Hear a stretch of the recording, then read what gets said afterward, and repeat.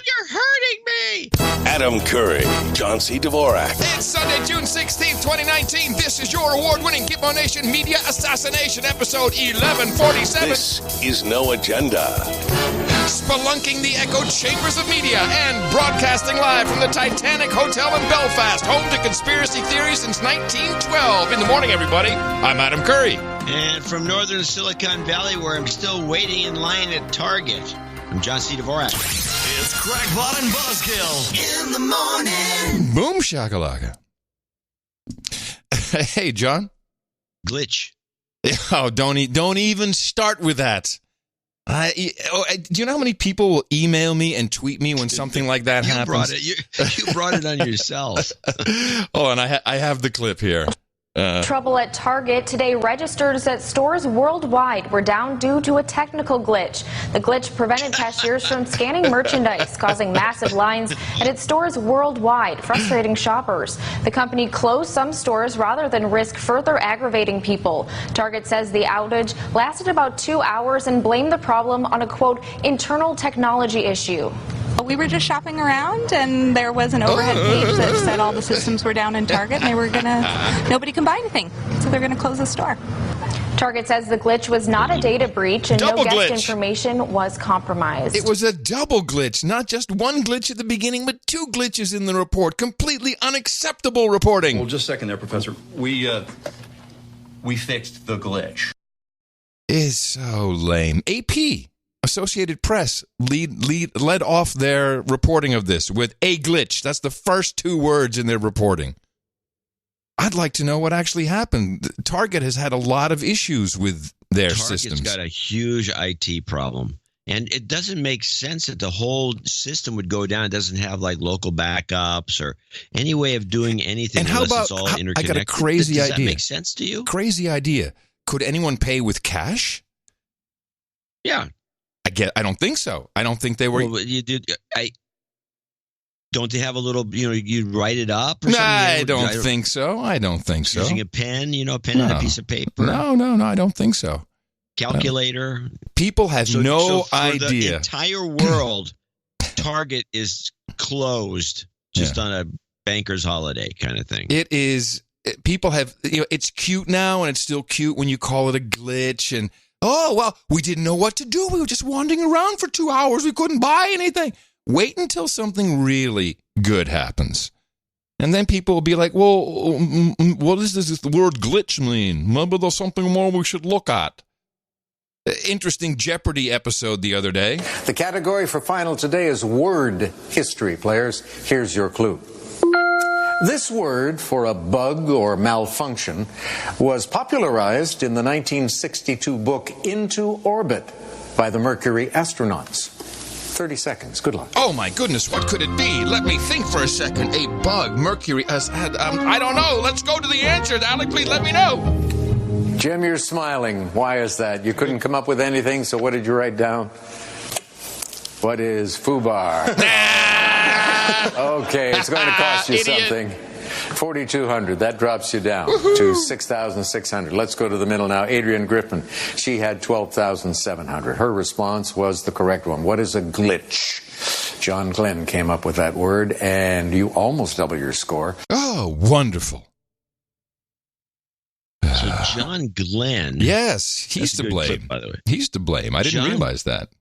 I'm wondering if it's true.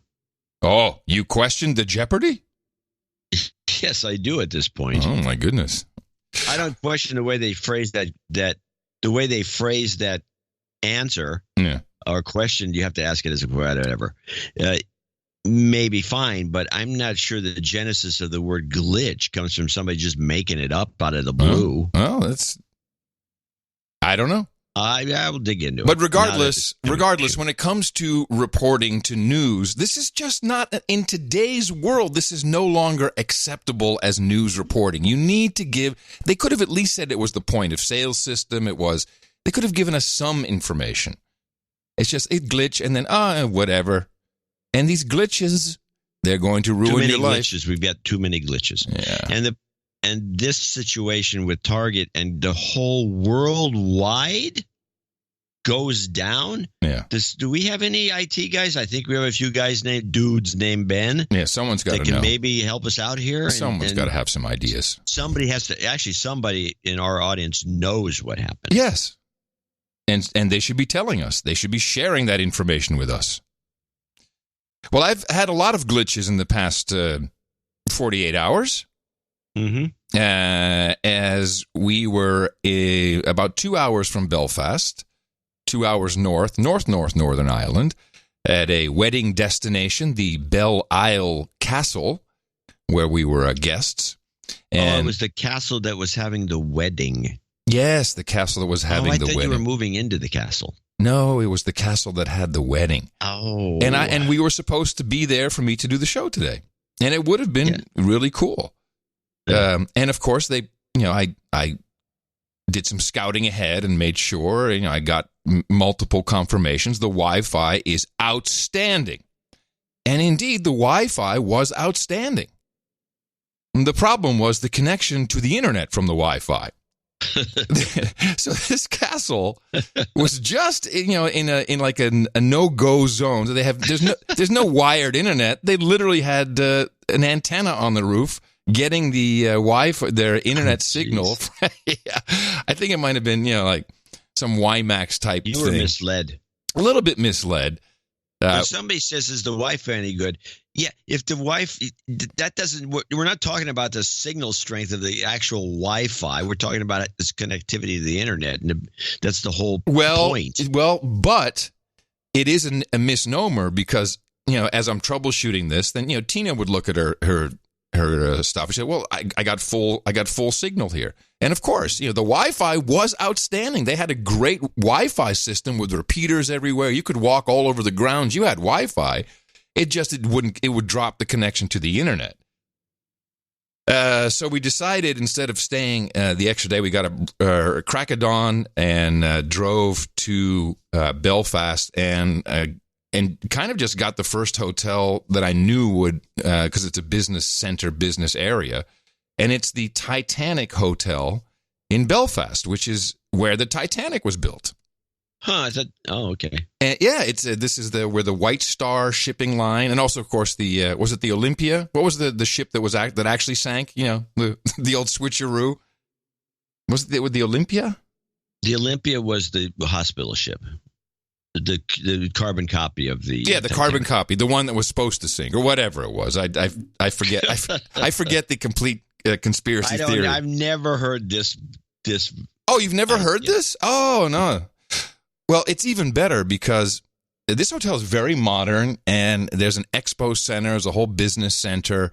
They still build something here with ships, but what is the pure attraction is the Titanic studios that are located right here. And do you know what they shoot in the Titanic studios? Movies? Game of Thrones. Oh, okay. So there's this. That would pack them in. Oh my goodness! There's Game of Thrones, tours and expo. Look at this. Go check that out. It's only 140 pounds. What? So needless to say, we are not going to check out the Game of Thrones expo. But the Wi-Fi is great, and it connects to the internet. So I'm very, very happy. Very happy. Sounds good. Yes, and. Anyway, we did have a wonderful time. It was great up in the island. It was nice to be in the fresh air.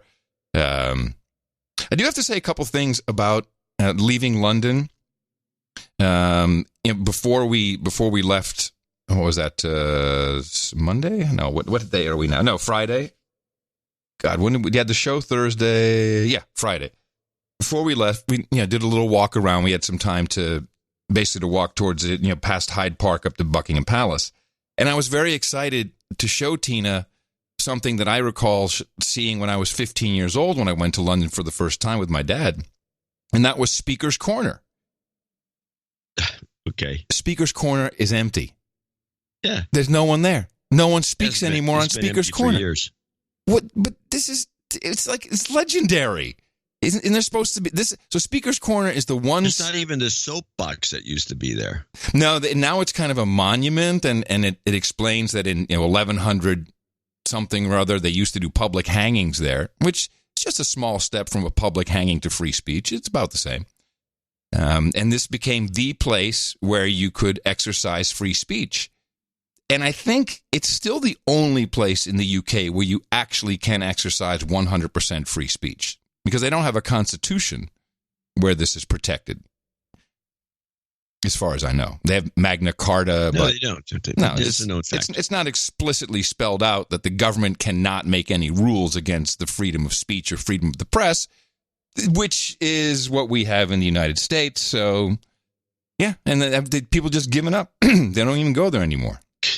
You took her over there? Yeah. I wanted. Look, this is Speaker's Corner. It's so cool. Sunday, some people show up for there. Well, it was disappointing. What was fantastic is we took a cab back from the London Eye to go get our suitcases. You didn't go in the London Eye, did you? Yeah, we sure did. An hour? What do you mean an hour? Isn't it an hour to go around that thing? No, it's like 20 minutes, 25 minutes. Oh. It's a nice photo op. Tina's never been to London, so it was perfect. Perfect photo op. Well, yeah, you get the view of the city. Although, there's new buildings like the Shard. It's just that this is the tall building that looks like glass shards. That's now obfuscating the gherkin. The whole place has changed. That was called the Gherkin. Yeah, the Gherkin is behind it. You can't see the Gherkin anymore. It's a shame. They should have blocked the building of the new building. So we took a cab back, and of course I'm not going to take any Ubers while I'm in London. We take a proper British cab.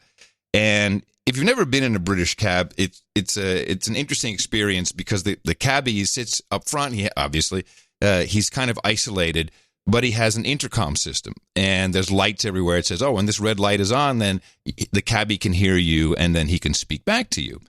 And he had the windows were open, and it was difficult hearing him, because it's just kind of but there was It's a great gag. But there was a telecoil logo in the cab, and I've never used this, so I switched my hearing aids to telecoil, which is this induction-based system where just a wire in the cab will beam the audio into the hearing aids. And it worked really well. It was like magical. It's like, all of a sudden the guy's broadcasting right into my head. Huh. Yeah, it's really, and now it's like movie theaters. I'm switching that in an elevator. Oh, telecoil, let me turn it on. I've never heard of this. Oh, well, you've seen the logos. You'll see them on ATMs. I have, but I paid zero attention, obviously. Yeah, it's a loop system, induction loop. Yeah, I know how it works. No, I'm telling you, not everybody knows how it works. I'm kind of surprised that these exist. Well, they exist everywhere now. Now that I've noticed one, I'm like, this stuff is showing up everywhere. Yeah, but it works really well, which was the surprising part. I'm like, this will never work.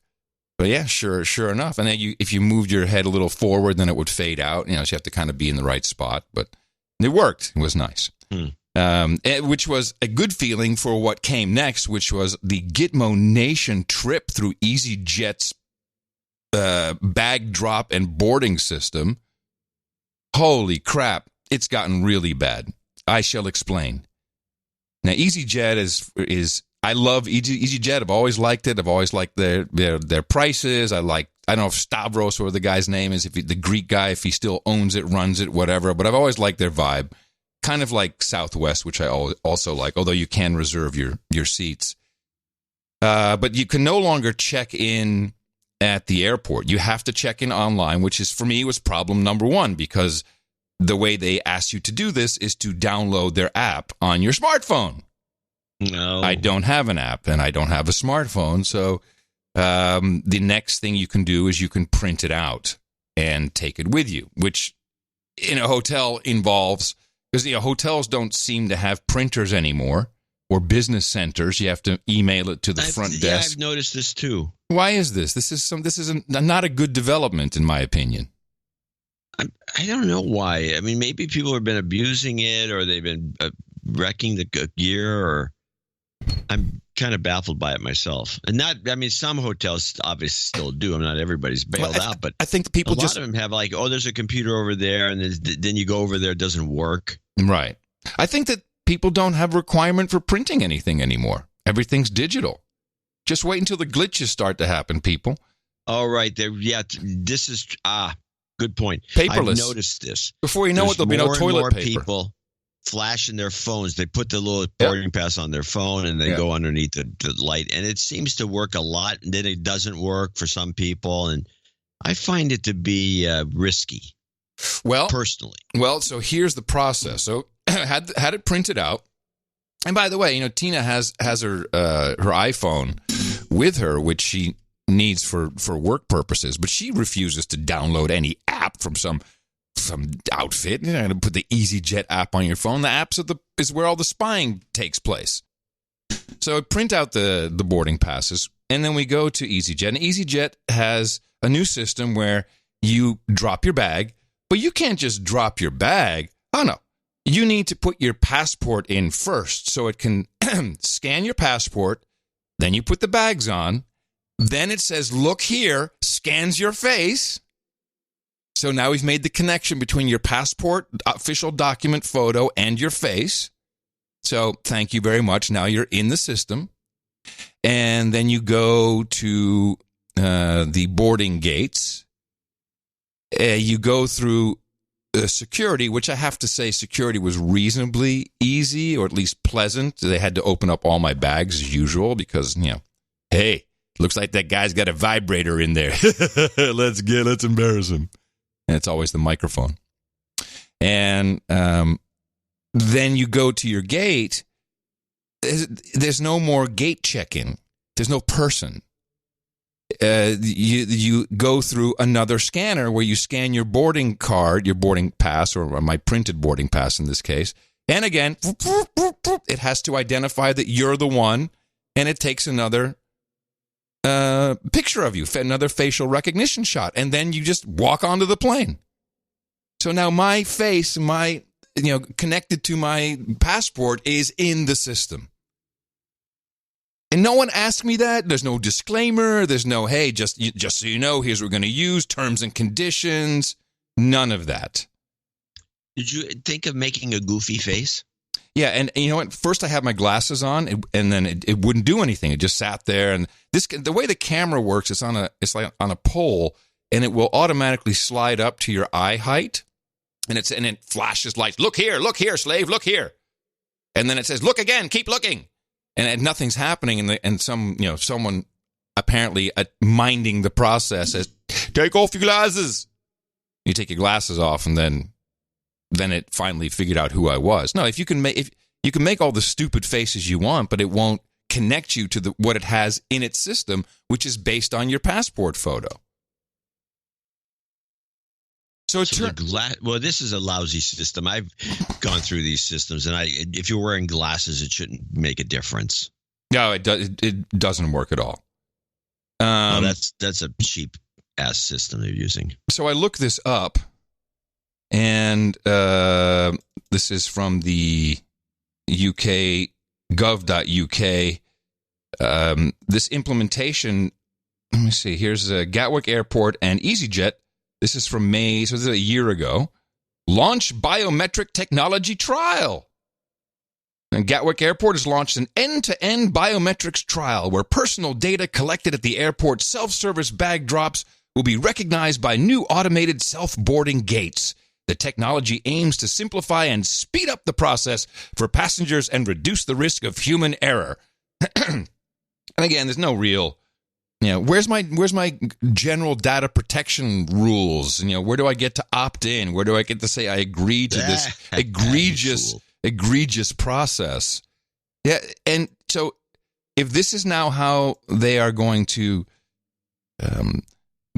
help you travel, wait for the glitch, bitch. Yeah, the glitch. Wait for the glitch, bitch. All of Target down worldwide. It's going to screw up your travel like no one else's business. It won't take much. Especially with an outfit like EasyJet. Your little camera at the end before the gate. Yeah. So you're standing there, and this is camera. No, first you're in the queue. You're in the queue. There's a queue. A queue. But the camera, each person goes and looks at it, and then they go in. No, you walk up to there's like a gate, like a sheep before you get the probe in your neck to electrocute you. Yeah, the slaughter gate. Yeah. So then first you have to put your boarding pass or your phone, I guess, but I had the printing boarding pass on the scanner, and then it goes, okay, this is who this has to be, and then the camera directs you to look at it.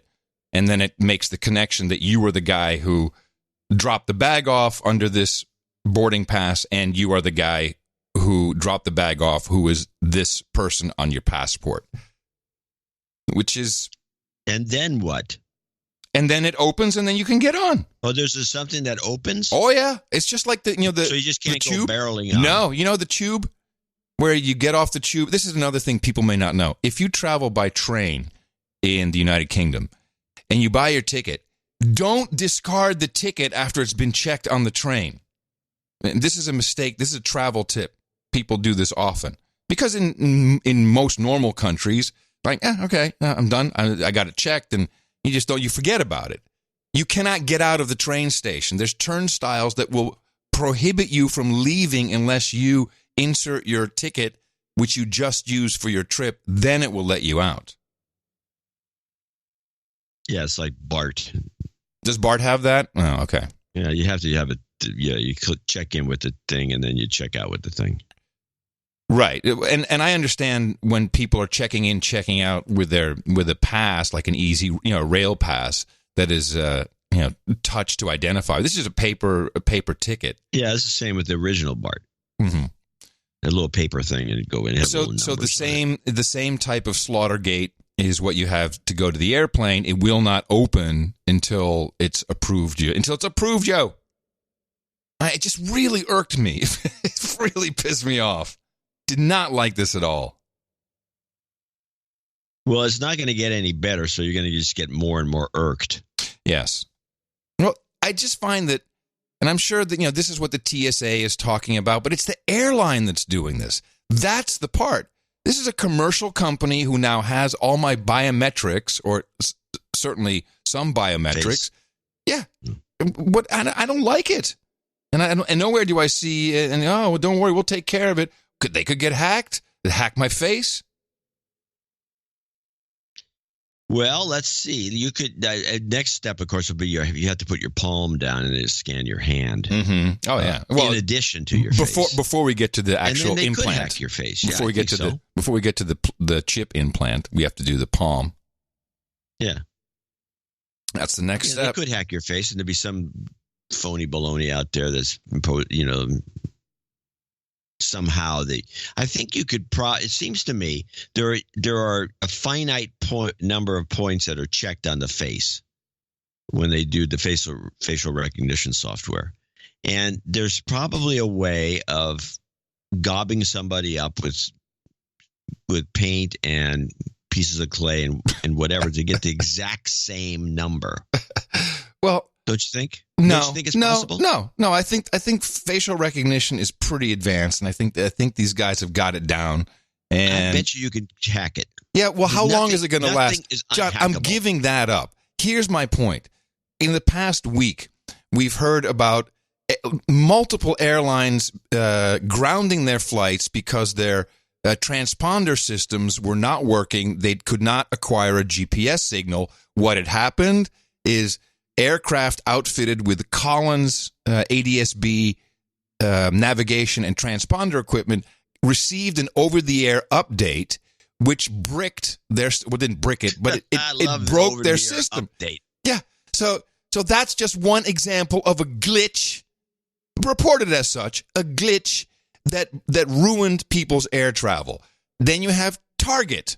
Target glitch ruined your purchasing process. Just wait until something happens to the facial recognition database at your favorite airline. These things will stack up. It's going to be like dominoes. I can't understand why people don't see that this is just prone for badness. Bad experience. It doesn't take a genius to figure that out. But I think the big glitch, the major glitch, the whopper, is going to supersede everything you said, and that is the automated update of Windows worldwide. Yeah, that brings down everything. That's the mother load. That's the one we've been waiting for. Of course it's going to happen. It's going to happen. Yeah. Oh, yeah. Of course it will. And I remember when this began, just as a little story here. All right. This was during the era of MSN when Microsoft decided to compete with AOL, and they came with their product MSN, which very slowly deteriorated into all sorts of things it wasn't supposed to be. It was supposed to be an AOL clone, but it was poorly done and poorly implemented and not well thought out. It was dumb in every way. But Microsoft was hoping to. They kept watching how AOL did these automatic updates.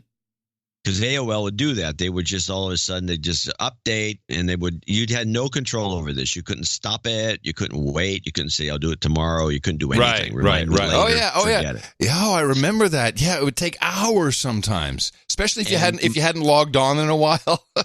Yeah, Microsoft looked at this and said, our life would be so much easier when it's support if everybody was on the exact same version.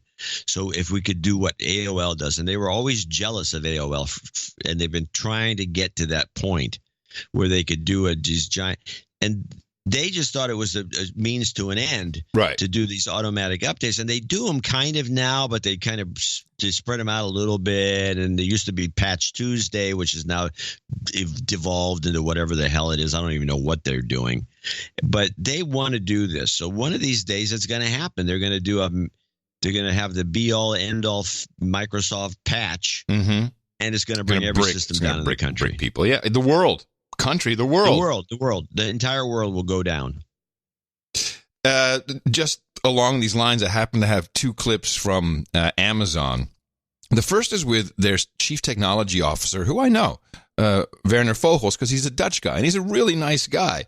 But here he is defending facial recognition, their technology, which, as we know, is being used quite extensively in many of their products, what's their Alexa video thing, and of course their Ring doorbell, and but it's great. I don't think we're pushing it. I think we have built a really great product, and I like the guy. It's so hard for me not to make fun of how he's speaking because it's just fucking funny how he does that. But anyway, let's go on. I don't think we're pushing it. I think we have built a really great product, and it's up for our customers to decide whether they want to use the product or not. All of this comes down to how to fine-tune the model. Yeah, and if customers are actually having a particular data set and really tune the model really well, it can work really well. I think some would look at the tuning of the technology as a part of the process that right now is hurting certain people's individual rights. If police forces are using your technology and it's not fully ready, as you yourself just said, is tuning the technology worth it if that's what it means to people, real people in the world? That's not my decision to make. Some people might think it would be Amazon's decision. No, I think we have got. Let's say your storage engine can be used for very good use. Can be used by let's say bad actors equally. Does that mean we should not be offering storage technology? No. The fact that this technology is being used for good in many places, it's in society's direction to actually decide which technology is applicable under which conditions. Yeah? And as such, it's a societal discourse and decision and policy making that needs to happen there to decide where can you apply which technologies. Yeah? If I think about the simplest answer there is, if you look at steel, we have massive steel mills. They build incubators where young-born babies keep being healthy, and we also make guns with steel. Yeah? As society, we decide what is acceptable use and what is not. And that's pretty much the responsibility that Silicon Valley takes over what they create. Hey, it's society's problem, not ours. We make steel. We just make steel. You can make a gun out of it, whatever you want. Incubator. I find reprehensible. Yeah, it's very cavalier. That is absolutely true. It's cavalier, though. It's cavalier. Of course it is. It's cavalier. When you're making money hand over fist, right. You can be cavalier, and that's what you do. Speaking of your architecture that couldn't survive a glitch, holy crap. if Amazon Web Services goes down. You can kiss a lot goodbye. Quite a lot. I believe that I don't know. I believe. You should say, I do believe. I have a hard time saying I do believe. I know that. But I do believe that Amazon is architected with a lot of redundancy that make it almost impossible for the whole thing to go down. Sure. And cause this kind of problem, which is different than Microsoft bricking all the Windows machines out in the world, because I don't have a redundant, I have a couple Windows machines, and I could easily get one bricked and then take the other ones offline if I came to the realization of what was going on, which I probably wouldn't. I'd be dicking around trying to fix it. And I could use the machines while they were not hooked to the internet. But I don't see any way. There's no redundancy the way that a big central system would have or should have, and I'm sure has. So I'm less concerned about AWS than I am about these Windows updates. Well, while and I do believe that governments should be very involved with this technology and looking very closely at how it's being used and what the implications are. And perhaps there's some things that should be legislated. I definitely am concerned about data theft of my face theft. Someone could just steal my face and then use that everywhere. Who knows? We're just beginning with this. Now, instead, everyone's all jacked up and jitty about deep fakes, and I need to really call out NPR. And maybe it's just me, but no, it's not. Listen to this story. Now we have two government officials. We got Warner calling for legislation of deep fakes, and I think Schiff is more interesting. And this is a report from NPR, and listen very carefully. And NPR is still radio, right? It's not video. It's radio. Yes, and podcast. podcast is still radio, and it's podcasting and radio, which is repurposed radio. Well, listen to this story. What you will hear next was never actually said. It looks like a Facebook office. It looks like Mark Zuckerberg giving an interview. It looks like his mouth is moving along with the words. Imagine this for a second. One man with total control of billions of people's stolen data, all their secrets, their lives, their futures. But that wasn't the founder of Facebook. Okay, so the rest of the story I want to play. But I do not understand how when you're listening to something, you can say that this sounds like Mark Zuckerberg, because it does not. And you played a deep fake the other day. And now I played that exact one. Right. So let me play Zuckerberg. Now, at the same time, it's important not to lose sight of some of the more straightforward and larger ways that Facebook plays a role in elections. How the hell does that sound like this? Imagine this for a second. One man... It's not even the right inflection. Total control. No, of the inflections are wrong. Everything's wrong. There's a little. I know where the connection is. I think when you see the video, people go. It's like when we look at CSI and we hear we talked about this in the last show. I know, but I want to say it again. But let me just say something, which is I think there's a little gravelly aspect to his voice, and I think they captured that. It's not even fucking close. It's not. Oh, but you just think it's not even in the same No, league. It's not in the same league at all. When you see the video, apparently NPR gets as stupid as everybody else. Oh, that must be Zuckerberg. It's not. Well, there are voice actors who do a better job than this. I would agree. Well, that's true. In fact, the Obama one that is floating around was actually done by Peel, the movie guy. Sure. He does a good impression of Obama, and they just made Obama's mouth move around a little differently, which was pretty poorly done. And he did the voice, and it sounded, there's Obama. But that could be actually both of these could be if you went through one of those voice systems. How come one of these reporters hasn't done this? Thank you. Here's my point as we deconstruct this. How is it possible that NPR does a 1.5-minute report? I'm going to play the whole report. That no one thought to listen to what Zuckerberg sounds like because it's not him. And this, oh my God, it's machine learning and all kinds of deep fakes. It's amazing. I can't believe it's so realistic. It's not realistic. There's probably 100 people you could hire to do a better job for your deep fake. But now somehow there's this illusion being created, which we need to legislate clearly, that machine learning can create deep fakes. Again, the real Zuckerberg. These effects operate at much larger scales, of 100 times or 1,000 times bigger than what we're discussing here today. And here's the deep fake. Moving along with the words. Imagine this for a second. One man with total control of billions of people's stolen data, all their secrets, their lives, their futures. Many of these dynamics were new in this election, and at a much larger scale than had ever been seen before in history. But that wasn't the founder of Facebook. It was instead a deep fake created by an artist in the UK and posted on Instagram. This technology is quickly becoming a national security concern. Bullshit! The House Intelligence Committee held a hearing Thursday warning of the threat. With sufficient training data, these powerful deepfake generating algorithms can portray a real person doing something they never did or saying words they never uttered. That's Committee Chairman Adam Schiff. The disaster scenarios are obvious. A deep fake showing a 2020 candidate inciting violence against an ethnic group, or false audio of a military official giving orders to mass troops at a border. How come no one ever said, oh my goodness, a voice actor could do this? Oh, we need laws against acting. There is no easy solution. Up until now, social media companies have a general legal immunity to content posted on their platform. But that may be changing.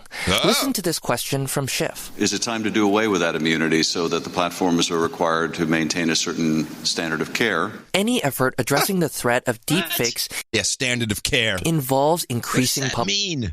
Well, you'll hear it. They actually make an interesting point. Away with that immunity so that the platforms are required to maintain a certain standard of care. Any effort addressing the threat of deep fakes involves increasing public awareness. But even this poses a problem. It's called the liar's dividend. Here's Citron explaining what that is. Once you get everyone all educated, then, you have wrongdoers point to real video, genuine audio and video that show them doing something illegal or wrong, right? And they get to say, it's a deep fake, pay no attention. These technologies are evolving rapidly to the point that almost anyone can use it. Here's Lindsay Gorman, the Fellow for Emerging Technologies at the Alliance for Securing Democracy. What used to be something that was available only to sophisticated machine learning experts is now becoming available to the general public. So, as the witnesses to Thursday's committee hearing attest, it may only be a matter of time until deep fakes affect our politics and our national security. I mean, it's so ludicrous. And that NPR, an audio programming outfit, says, oh my goodness, that's just like Zuckerberg. Can't you hear it?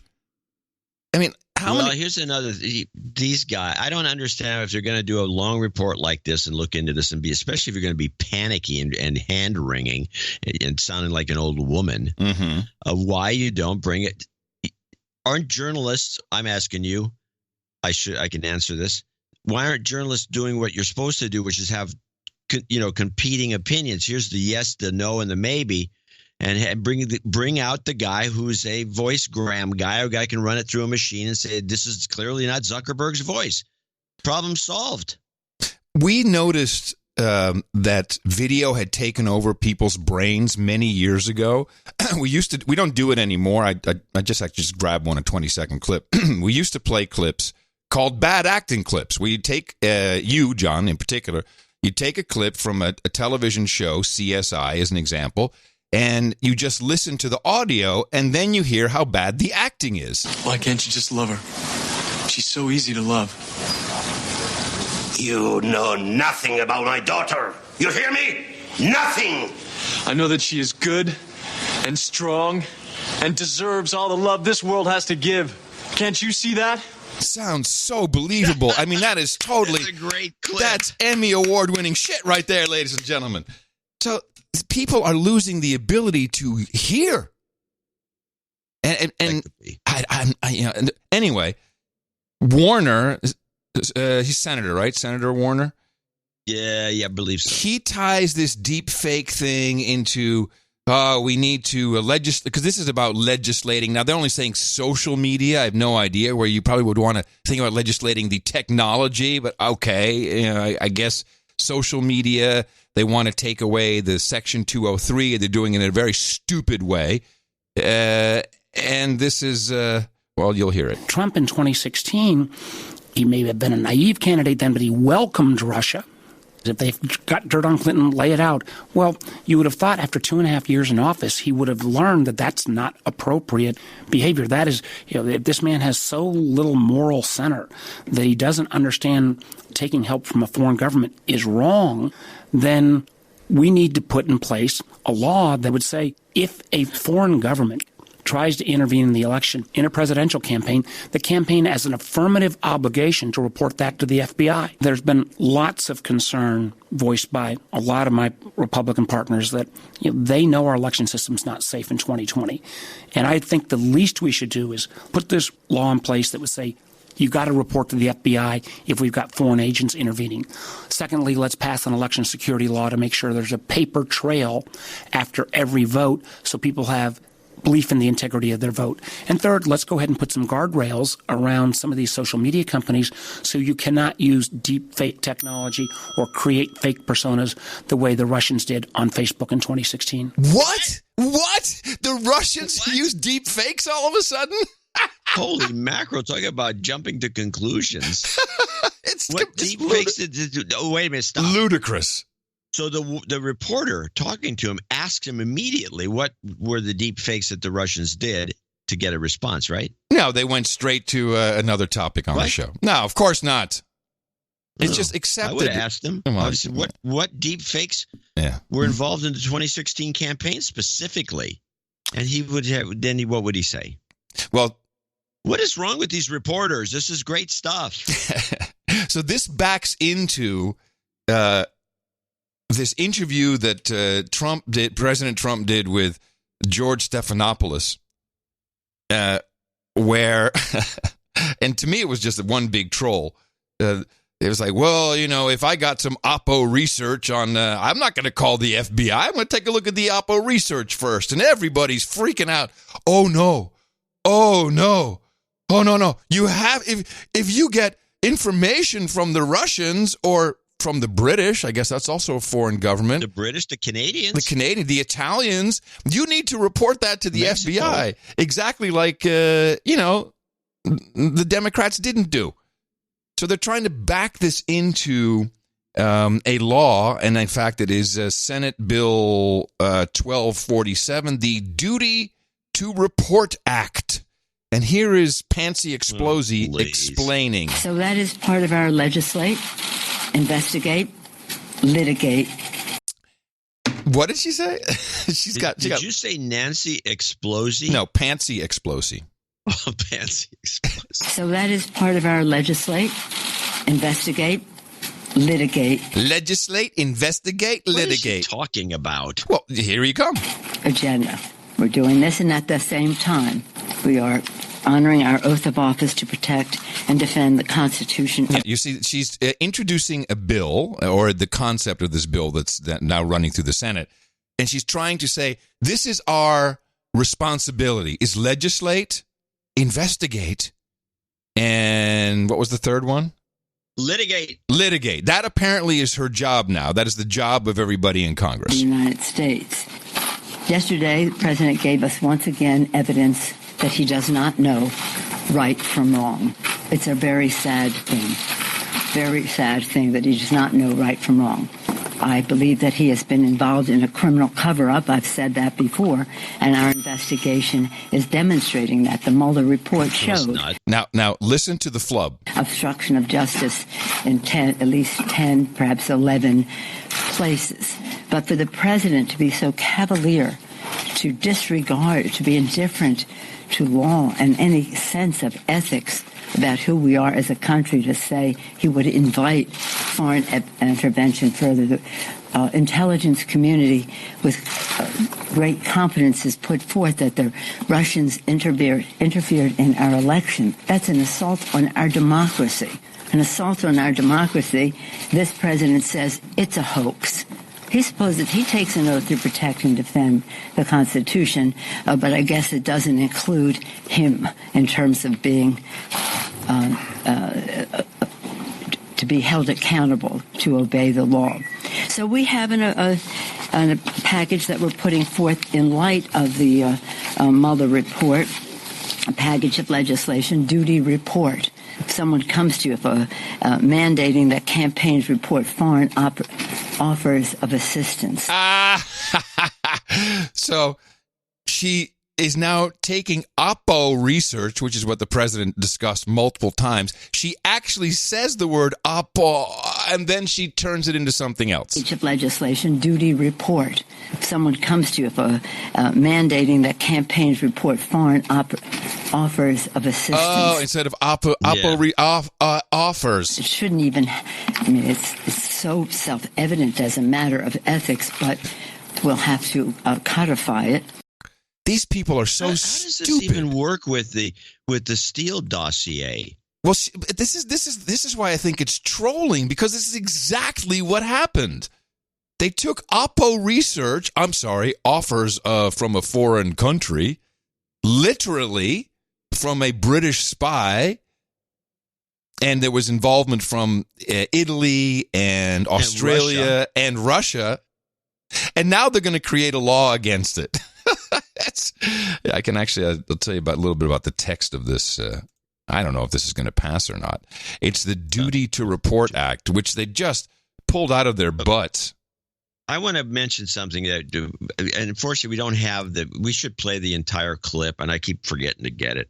The Stephanopoulos thing with Trump, because Trump's having a normal conversation with him as though he's a person. I actually expected you would have it. That's why I didn't pull it. I expected that I would have it too, and I would expected I would have it for the last show. What's wrong with you? It happened on Wednesday of last week. I know, it's so disappointing.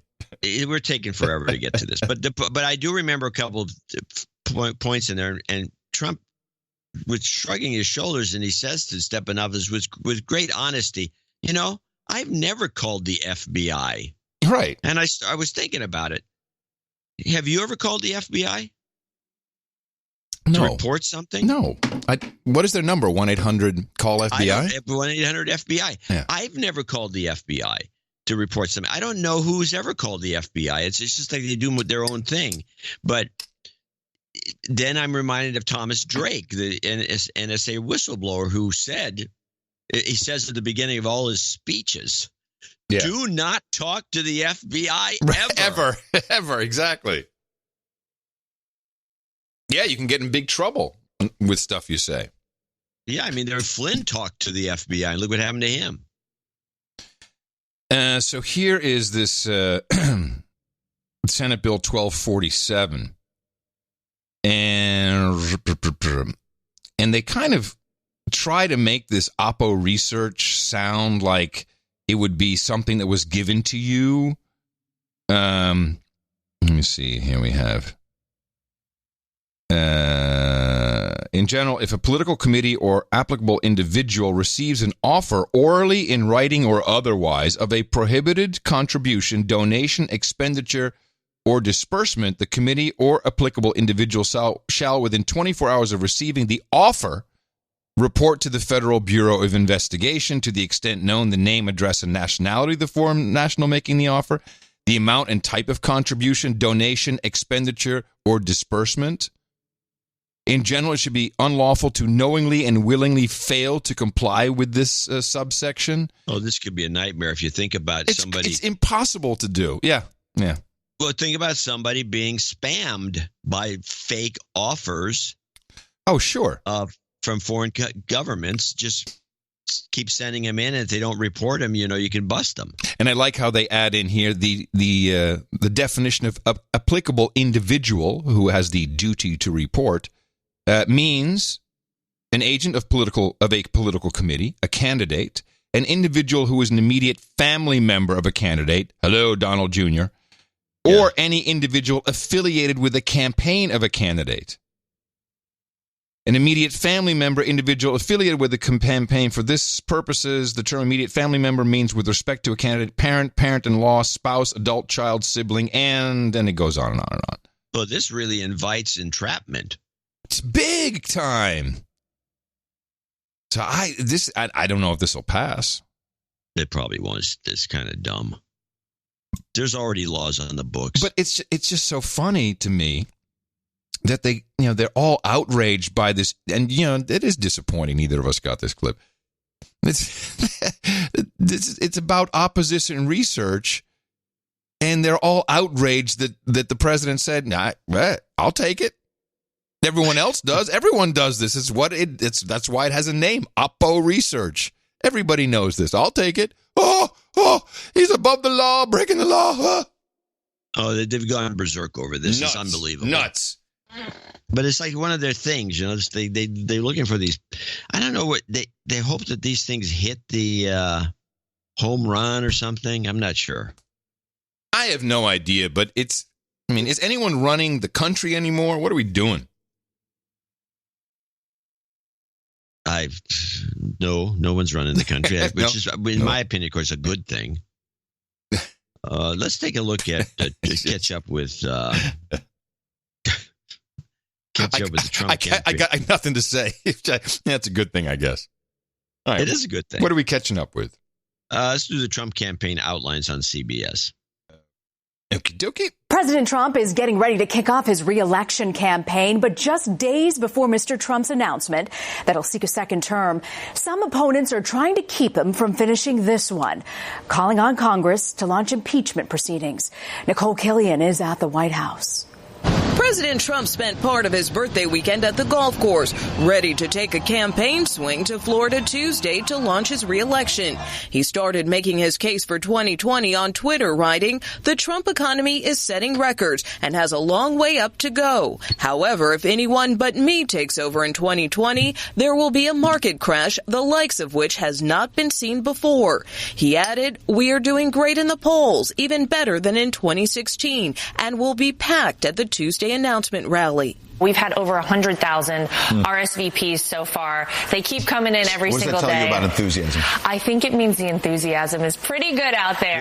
But at rallies across the country, protesters sounded more calls for the president's impeachment. And we must begin it now. And he continued to take heat for these comments to ABC News. If someone else offers you information on an opponent, should they accept it or should they call the FBI? I think maybe you do both. I think you might want to listen. Despite trying to walk them back, I'd report it to the Attorney General, the FBI. Democratic presidential candidate Pete Buttigieg tells Face the Nation's Margaret Brennan the president should draw a clear line. If you think there's a foreign effort to tamper with an American election and you're an American who cares about America, you call the FBI. This shouldn't be hard.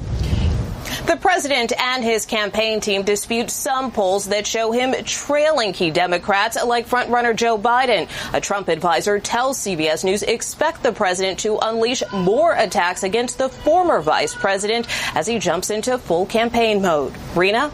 Nicole Killian at the White House. I mean, can you imagine if a bill like this passed? I mean, the FBI would be overwhelmed if people actually stuck to it. Now that I think about it, I did try to get I called the FBI once. I went. It had to do with these robocalls, or something along those lines. And so you go to the FBI to find out who to call, and there's nobody to call. But they say if you have this problem, there's some scam, go here, and you go to a website. And then the website gives you a bunch of instructions that are just like too much for anybody in their right mind to do. They obviously do not want to be contacted on every little stupid thing. Call your local police is their attitude. Yeah. And it's apparent that the FBI would be against this because they would be just swamped with bull crap. If the way I read the proposed bill, I mean, people in Congress it's lobbying. Lobbyists contact them all the time. By the definition of the bill, you could say that a lot of these lobbyists are trying to interfere. Hey, here's what I'd like to have done. It makes no sense. Yeah, especially with the lobbyists not you mentioned. Yeah. There's a lot of foreign agent lobbyists. They're crawling all over the place. They're from every country in the world. And luckily, though, everyone voted for a salary increase, so they won't have to, they won't have to take money from lobbyists, and they won't have to do insider trading, as Alexandria Ocasio-Cortez said. So. No, what it does, it gives them more money to trade with. Hey, get another $4,500. Buy some puts. Let's go long. Oh man! So this was some news that none of the media is picking up on. All right. And I got a kick out of it when I spotted it, and I thought it would be something worth listening to. O.J. Simpson's decided to go on Twitter. Yes. Hey, Twitter world, this is yours truly. Now, coming soon to Twitter, you'll get to read all my thoughts and opinions on just about everything. Now, there's a lot of fake O.J. accounts out there, so this one, at the real OJ32, is the only official one. So this should be a lot of fun. We're getting even to do. So God bless. Take care. It's getting even with somebody. Here's the second post. He's done 2 now. Hey, Twitter world. You know, for years, people have been able to say whatever they want to say about me with no accountability. But now I get to challenge a lot of that BS and set the record straight. More importantly, I'll be able to talk about everything, especially sports, fantasy football, and even politics. But for now, let me just say to my fellow fathers out there, Happy Father's Day, and God bless.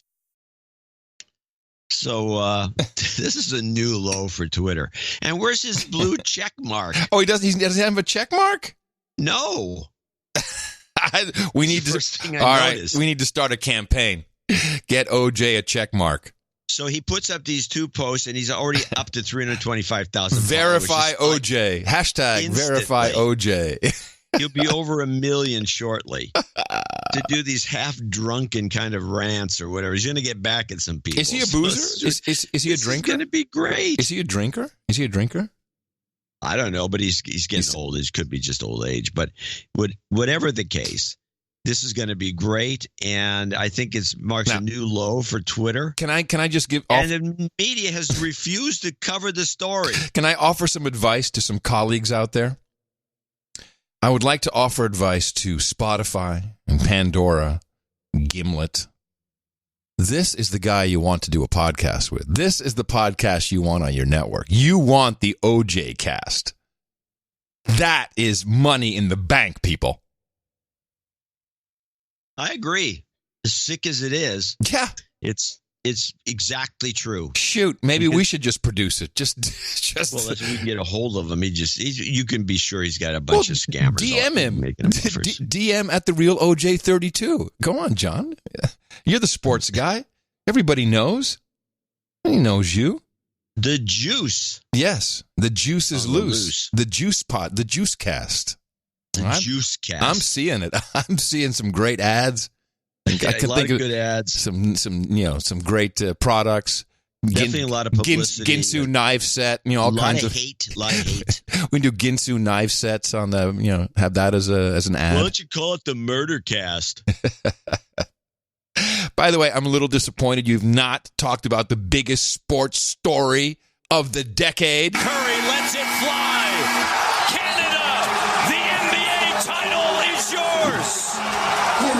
Toronto Raptors are the 2019 NBA champions. Yes! Golden State Warriors suck! I missed that game. So what happened again? The Raptors, who are they? I hear Scandinavia kicked your ass, Golden State. How disappointing is that? And why is Canada in the NBA? How does that work?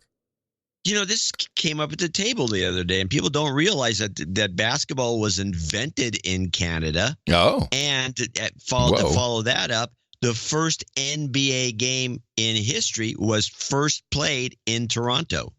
Huh. So that's why. They probably could use a couple of teams. They could use one on the West Coast. I did not realize that. So Canada invented basketball? That's what this story. That's what that this came up in all those games they were playing over and over again. Yeah. Huh.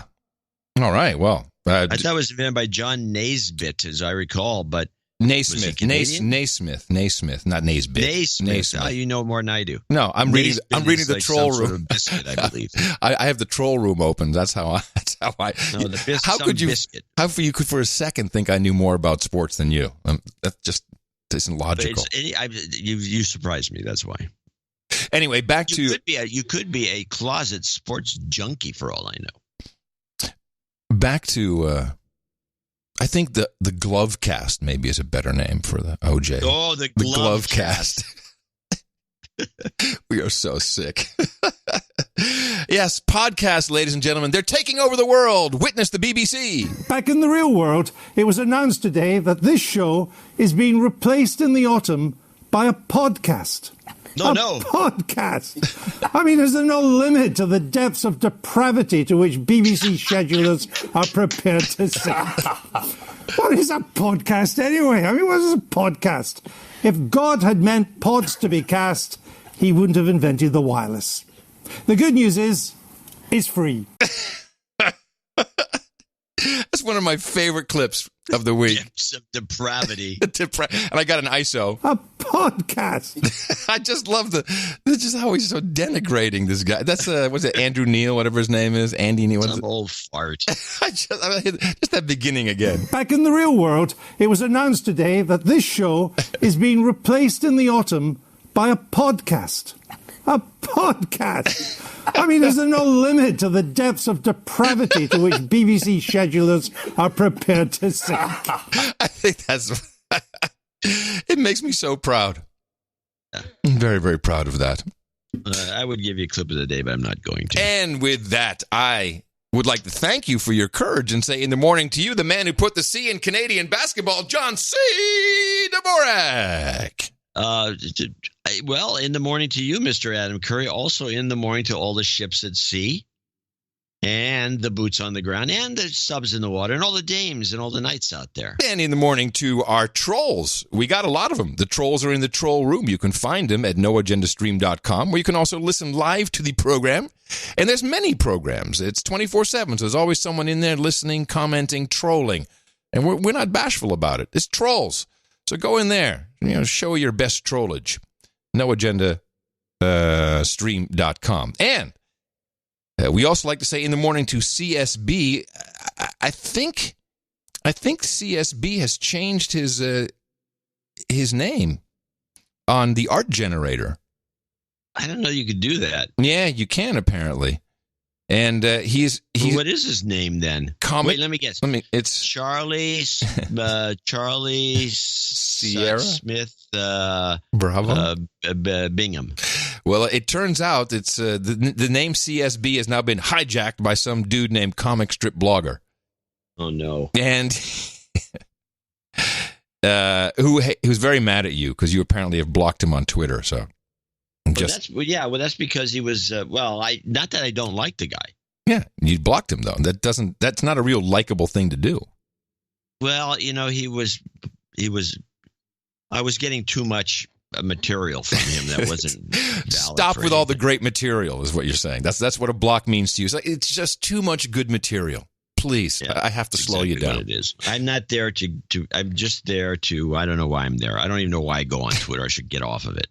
Well, this was the artwork for episode 1146. The title of that was Googers, and CSB, aka Comic Strip Blogger, did a great piece of art. It was the Fort Trump logo. And it was nice. It was done with kind of pixelated camouflage background. And it made sense in context of the episode that we had, and we appreciate it. It's noagendaartgenerator.com, where you can see all the artwork that's submitted, where you can submit artwork, and lots of people do. And we always have to make a very difficult choice, and it was the CSBs who we chose. And again, thank you. It's part of our value for value model. It really helps when we have fresh artwork to show, because it catches people's eye in where they find podcasts everywhere. So thank you. Well, we have 3 executive producers and, again, no associates for some weird reason. Second time in a row. This is odd. Yeah. Also, this is the second time in a row that we have no checks that are over $50 that came in. In fact, the pile of checks is very small. It doesn't make a lot of sense to me unless maybe that's the way the intelligence agencies are sending us money. Checks. They send checks, and we're not doing it right. They're not doing their bidding. I don't know what it is we said wrong. But the top of the list is, in fact, I have the bonus clip. This is Sir Dave Fugazotto. Oh, hold on. Where was your bonus clip? I didn't listen to your bonus clip, so I didn't know what it was. Fugazotto! Now I know what it is. Let's just make sure we recognize that name again. Fugazotto! All right, Sir Dave comes in. So I played that for Jay. She's in the office and she's doing something, and she hears this Fugazotto screech, and she goes, "What the hell is that?" And I played it again, and it makes you laugh because Fletcher cracks his voice in some very controlled way at the end of the Fugazotto. Fugazotto! Yeah, it's just on the end there, isn't it? Yeah, it's unbelievable how good this guy is. And so I was going back and forth with him. I said, maybe we should reintroduce the old. We had a gimmick about 4 years ago, I think, where we would let people donate a certain amount of money. They'd get a Fletcher call out. Oh, that's a cool idea. Yeah, we did it. Yeah, yes, we did it, but it's a long time ago. Let me see some of the yells we have. Donald! That's one. Of course, there's the classic. Putin! It's the crack at the voice every single time. Yeah, he's just very controlled. He's good at he does that. it. It's very I don't good. know. I mean, that is a skill that I was talking to Jay about. I said, this is a voiceover skill that is not something anyone can do. And I don't know anyone else who can do it is like this. I mean, it's unbelievable. Whoa, I believe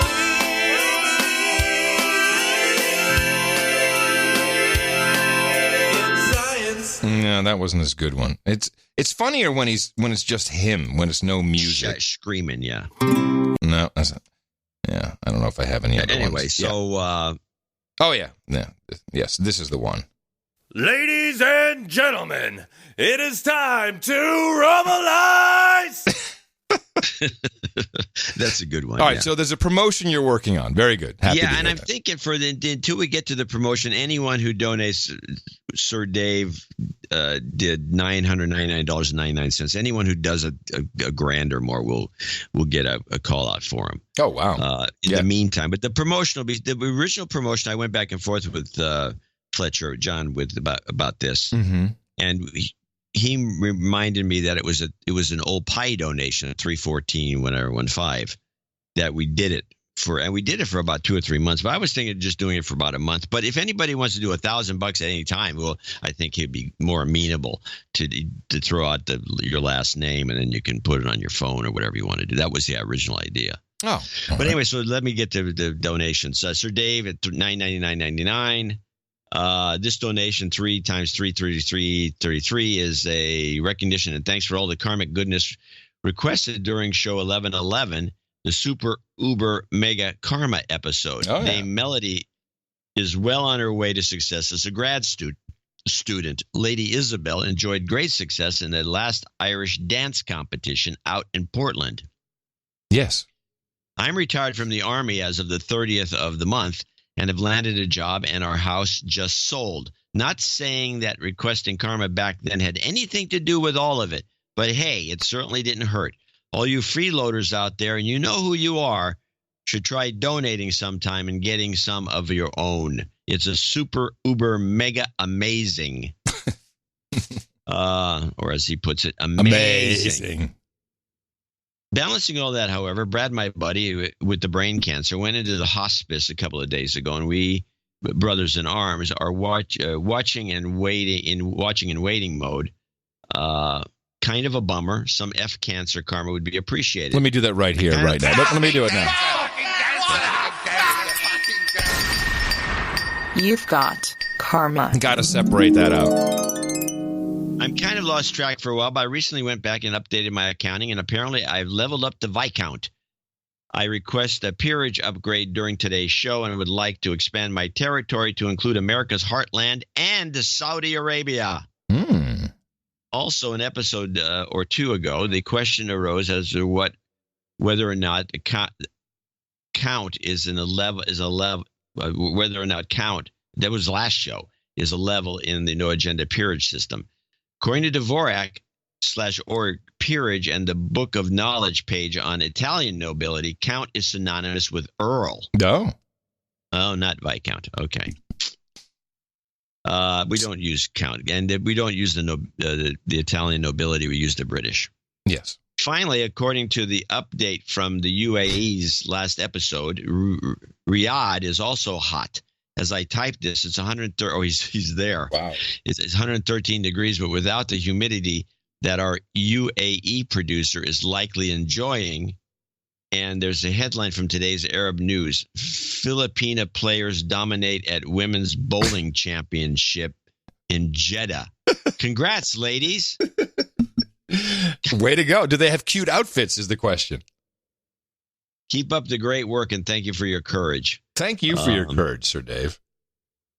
Yeah. So let me just see, what do I have on the list? Viscount Dave. Yeah, Viscount. It'll be Viscount of America's heartland and Saudi Arabia. Outstanding. And thank you for your support. Long-time support. It's highly appreciated. Let's give him a regular karma so he can add to his collection. You've got karma. And Serendipity came in from Columbra, Portugal, I believe. Yes. 432.34. Once all operational expenses are taken care of, I'd like to suggest that part of my donation goes to help Adam pay a romantic dinner to Mrs. Tina the Keeper. Enjoy your vacations here. Yes, we're going to Portugal tomorrow, and that's where our actual honeymoon. That's right. I remember that. That's where the actual honeymoon takes place. You going to go to Porto? Possibly. We're so tired. You're going to go to Lisbon and hang out. We're going to the Algarve and to hang out. You going to where? The Algarve. Oh, I never heard of it. The Algarve is like the entire, it's the beautiful coast. It's where you vacation. The Algarve. It's a region. Okay. Well, anyway, I want to say anyone that has never visited Portugal and you're a photographer, Lisbon. It's the most photographic city I've ever been to. Not because it's ornate and beautiful or it's like Barcelona. It's kind of dingy, but in a very photogenic way. By the way, I'm a regular passenger on the emergency row of the OPO AMS flights. So if you see a sales-looking guy seated there, drop an ITM. It might be me. Finally. We're flying from Belfast, and we're flying EasyJet. So unfortunately, we won't see you. Finally, a gift to the No Agenda listeners. With 4 human resources already, I'm donating all of my baby-making karma. I won't cut my tubes, but I'm done. Please play the Hillary cackle, 2 to the head, then that's wrong, followed by brown shoes karma. That's wrong. You've got karma. Okay. By the way, I appreciate it very much, but the Keeper actually is paying for this part of the journey for the Portugal rest. To Portugal? Mm-hmm. Yes. She booked everything. She the best.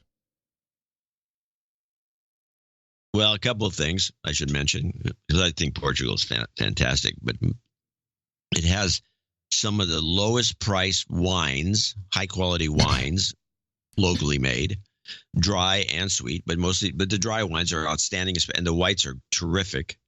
They're way underpriced worldwide. You get them over here too cheap. They're extremely inexpensive in Portugal.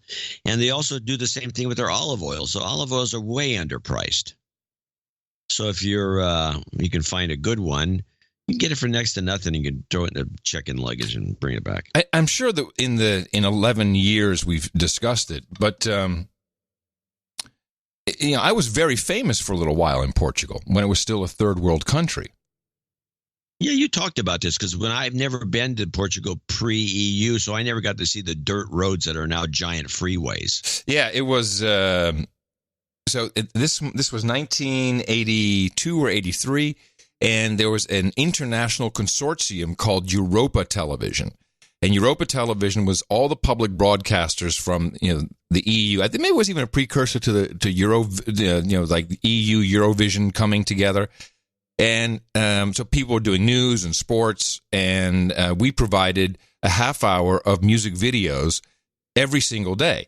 And typically this was broadcast, and it would be, because Europe had a lot of cable penetration, so you could get all these crazy channels. There was Sky Channel, there was Music Boxes, MTV. But in Portugal, they only had 2 stations, RTP1, RTP2, and it was over the air. There was no cable. But for some reason, they decided every day, and it's a public broadcaster, to take our show called Countdown and air that on television over the air. So here were kids who were, and Portugal was a third world country in the early 80s. I mean, this is all before the big EU money came in. So they had just nothing but dirt roads. And now here was a guy who the first time they were seeing Bon Jovi videos, they'd never seen this before. It's like Janet Jackson, Michael Jackson, Tina Turner, and people would send me mail, postcards. Remember those? And there would be post sacks full. I mean, just huge mail bags, and I would be reading their notes. And so when we went there to just, we'll just do a couple shows from Portugal.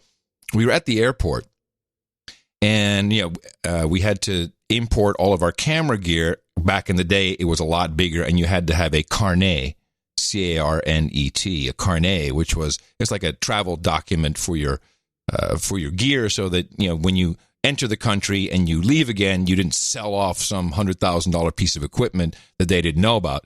So it took a little while for us to get through customs, but we kept hearing this weird sound, and I thought it was the baggage carousel at the airport, which it could have been because it was rickety.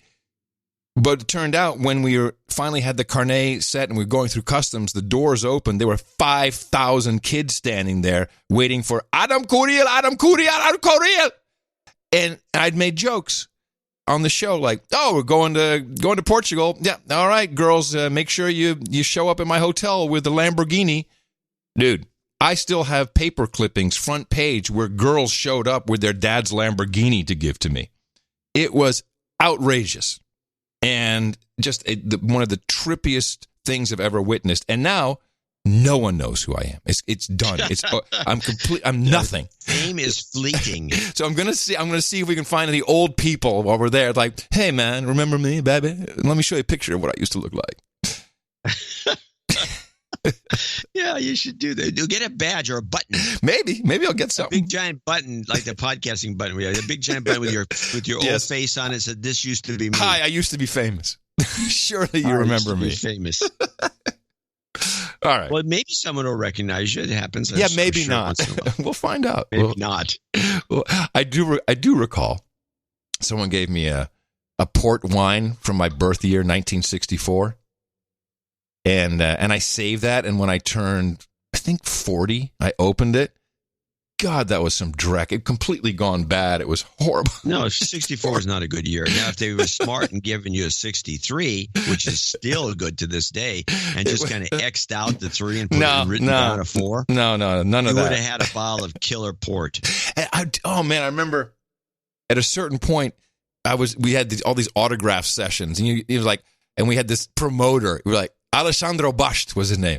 Alessandro Basht, today we take autographs very close by. And we get in this a Renault Espace van, and we drive for 3.5 hours through these dirt roads. Like, well, what are we doing? And then, there'd be a crowd of, several hundred kids there. But then the punks showed up, and they were on, like mopeds and bicycles, and they were spitting at the car and jumping on it. It was crazy. I got to find some of that video. I got to post that if I can find any. Yeah. Good times. Sounds good. Thank God the EU came in and straightened those people out. Well, made them definitely not the same country. Enslaved them into obedience. Well, under their old rulers, it wasn't much better. No. Sir Colin, the friendly fat man, is our last executive producer. He's the third one. That's all we got. $360. Nice donation. Mm-hmm. Sir Colin, the friendly fat man from Cincinnati. Mm-hmm. A couple of things on the list for today. One, I want to wish my father, Arthur, by the way, we did have a Father's Day promotion for Father's Day, and as usual. Yeah, everyone hates their dads. They hate their dads. They hate their moms. They have no Valentines, but they love Fibonacci numbers. That's right. Go Fibonacci. Boo dad. Boo mom. I want to wish my father, Arthur, a very happy Father's Day. He's a man of heroic character and unwavering conviction that I aspire to imitate daily in my own feeble way. He has made me into the man I am today, and there is nothing I could ever do to repay him for all he has done for me and my 6 siblings. So the next best thing is to recognize him on the best podcast in the universe. This donation amount is Magical Shape-Shifting Jew, $18 donation times 20 nice. For his 7 kids and 13 grandkids. Oh, God bless him. Nice. I also want to wish a happy Father's Day to my brother Stephen, and my 2 brothers-in-law, Chris and Kevin. I was involved in the Cincinnati meetup back in May and forgot to send you guys the picture attached of our group. It was a great get-together, and we even had a Baron humble us with his presence. Nice. As many have said, it was an amazing feeling to be able to talk about whatever we wanted without much, if any, concern for upsetting our table mates. Yes, that's how it works. I recently took the first step, number 4. That was number 3. Number 4, I recently took my first step into the property ladder and bought a house. Yes. I knew it was the one when I saw the street address included the magic number 33. Now, my mother would really like me to find a keeper of my own and go along with it so I could get some house relationship karma. Yeah. So that's what he wants. Yeah. Well, that's what his mom wants. Yeah, that's what his mom wants. We'll give him some too. We know that what he wants is really just some awesome hookers. Man, you know what? You heard that, Tina. On the subject of houses, Adam, I was the one who sent you the high and mighty wall hanging stuff. I hope you liked it. Yes. I hope you liked it and it worked out for you. Hearing your thoughts would be great. And what is he talking about? Okay. Would be great so if you could mention the website, designtobestuckup.com to yes. my fellow producers. I'm glad that he finally sent this in, Sir Colin. So when we said that we were, that we had bought a house and we're going to move into the house, he sent us a whole bunch of these designed to be stuck up items, and you can like what? Well, it's hooks, but also there's a shelf, so there's no holes. You don't drill any holes, and it's you have to look at the website to understand the system. But you can hang up to like 30, 40 pounds in some cases without drilling holes. The stuff just sticks to the wall and drywall. It does it with drywall too. It's very cool. Designed to be stuckup.com. Thanks for everything, and along with the karma, can I get some magical shape-shifting Jew and Putin on the Ritz? Thanks, Sir Colin the Friendly Fat Man. If you're blue and you don't know where there's fake news, why don't you get your Gitmo fix? Putin on the Ritz, dressed up like $1 million trooper, trying not to look like Anderson Cooper. Super pooper, come let's mix where John Podesta walks with kids. Oh, I mean pizzas in his mitts. Putin on the Ritz.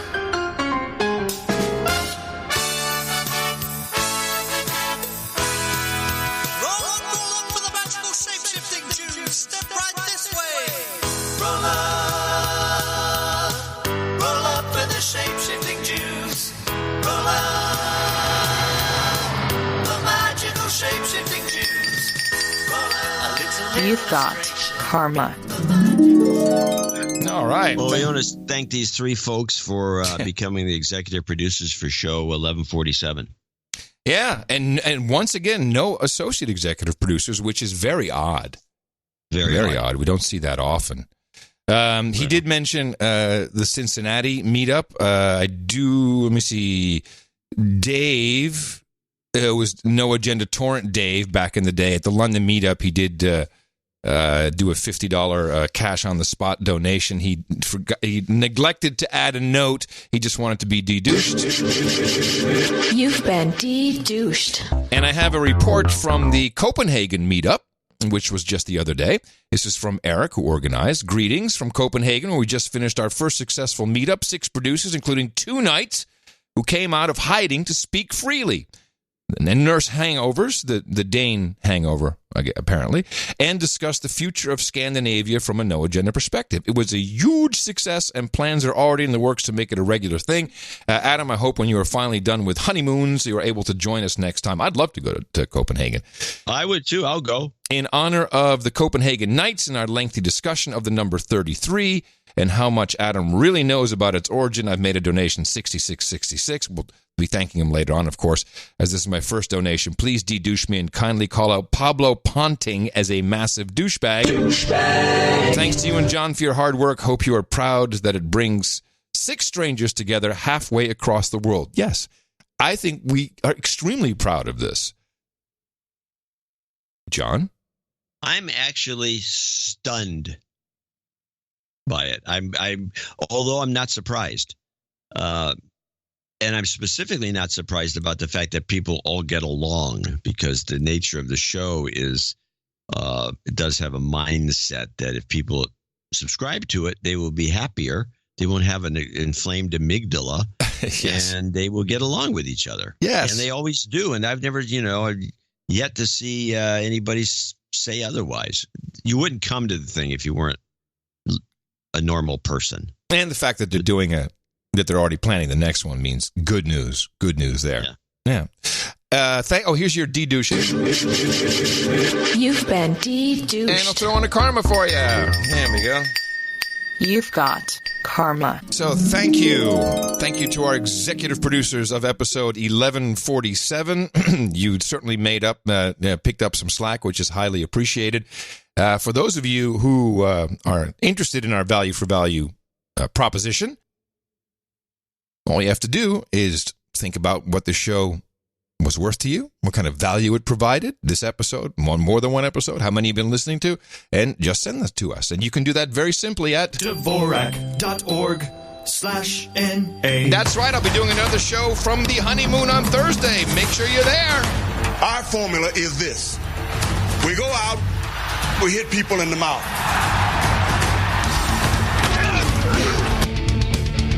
Order. A podcast. Shut up, slave. So I have a clip that confirms something I was brought up a couple of years ago. You were never, you were all in on this too. And This is Steve Pachenik. Hey, what are you doing on my beat with my handler? Steve Pachenik on North Korea tourism. For the most part, North Korea right now is a country waiting to be helped. And why do I say that? There are beaches there on the southeast of North Korea, and they want to open it up and make it a tourist attraction by October 2019. And Trump is the right person in the right place for the right time in order to make that type of deal with Kim Jong-un. Now, Kim Jong-un knows he has to open up North Korea. There are no more missiles he can fire. There's no more radiation that he can shoot out because it's really not a benefit to North Korea. He knows that tourism, primarily by the Chinese, last year I think about 100,000 Chinese came into the southeast part of North Korea on the beaches, was not enough. He wanted to open it up to the world, and the way he could do that was to establish a personal relationship, what we would call in Chinese guanxi, with President Trump. Because Trump, of course, knows how to develop resorts. He knows how to build hotels. And he correctly said, look, whatever happened in the CIA didn't occur under my auspices, but nevertheless, I have a very good relationship with Kim Jong-un. I believe that. And I believe that Kim Jong-un will, in fact, make a deal with Trump. My suspicion is it'll be around October of 2019. I could be wrong, but I hope I'm right. Oh, is that like an October surprise? I don't know. Yeah, of course it's it is. Possible. Right before the right wrong October. You want the October. Oh, you want 2020 October. Right. I'm sorry. I think it's also premature. I think it's not far enough along for that to happen this year, but okay. Now, for those of you who are relatively new to the program, my uncle, Don Gregg, G-R-E-G-G. Who's listed in Wikipedia if you want his background.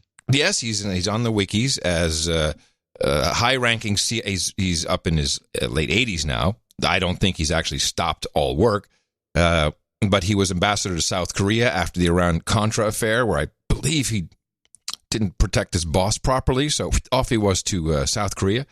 But he had been to North Korea many, many times, and we were talking about what was happening at the time when you came up with the tourist destination, and he confirmed that. He said, absolutely. All they want is peace and a true end of the war. We only have an armistice. The war was never officially ended. And they would love nothing more than to be a tourist destination. In fact, it was after he tried to talk to the Obama administration, and they pretty much just threw him right out. And we're not interested in listening to you. That he said to me, sorry? Yeah, it was Greg that they didn't want to listen to. Yeah, he didn't want to. Yeah, to Uncle Don. He said, Adam, Dennis Rodman understands North Korea better than anybody in the entire administration. And I think this turns out to be true. That's true. Yeah, it seems true. Now, the one thing they're doing, though, is that you can tell that they're trying to line up. They have some mountainous areas where I guess they can create some ski resorts. Skiing. And they've got the hotels up there and everything ready to go, even though they haven't really have any experience with lots of people, especially with a lot of grouchy German tourists, let's say, and Americans. The two worst tourists by most standards, although the Chinese are getting up there. And the beaches and all the rest. But the one thing that is never discussed is that giant pageant they have every year. North Korea has the largest soccer stadium in the world. I think it holds 120. If you look at large stadiums, the biggest one is the North Korean one, and I think it holds 120 or 140,000 people. It's huge. And they pack them in for this pageant that they have every year that is the most spectacular thing. You can see videos of it. Madeleine Albright saw it. She got to witness it. Well, there's tons of reporters who go. And a lot of reporters go. Yeah. But the thing about this thing is it holds so many people. They could do one for tourists. And I'm telling you, people would pay $1,000 a seat. Yeah, you could do it just like the Main Street Electrical Parade at Disneyland. You could do it two times a week easy. Well, I never thought about doing it more than once. Yeah, and you could do it weekly. And have grand marshals. Yeah. Like it's OJ. Very doable. I mean, it would build up to that because people are still skeptical about going to North Korea, but I'd go at the drop of a hat. And there is this spectacular display of coordination, and it's just an astonishing thing to see. There is yet again noises coming from Agent Orange, our Dutch military intelligence guy, that an opportunity may open up for the show to go to North Korea. But I don't think we should not go together. That's probably not a good idea. No, and it's going to be hard to broadcast from there. Well, because it would be part of some military thing, he says that he feels that may be possible, but I don't know. Now, if it's hard to broadcast live, then maybe it does make sense for us to go together. That would be the first and only time we ever do a show near each other. Yeah, I don't want to break tradition. Okay. Screw North Korea. I don't want to ruin the show. I want to go to North Korea, but I don't want to ruin the show. We'll get to North Korea one way or the other. What? I've told this, my Lib Joe, so I said this once to him. Yeah. Yeah, I'd love to go to North Korea. What? Why would you go to see that murderous North Korea? Why would you do this? And these are liberals. And these are guys who used to write for New York Times and teach, professors. Liberals. Professors, liberals.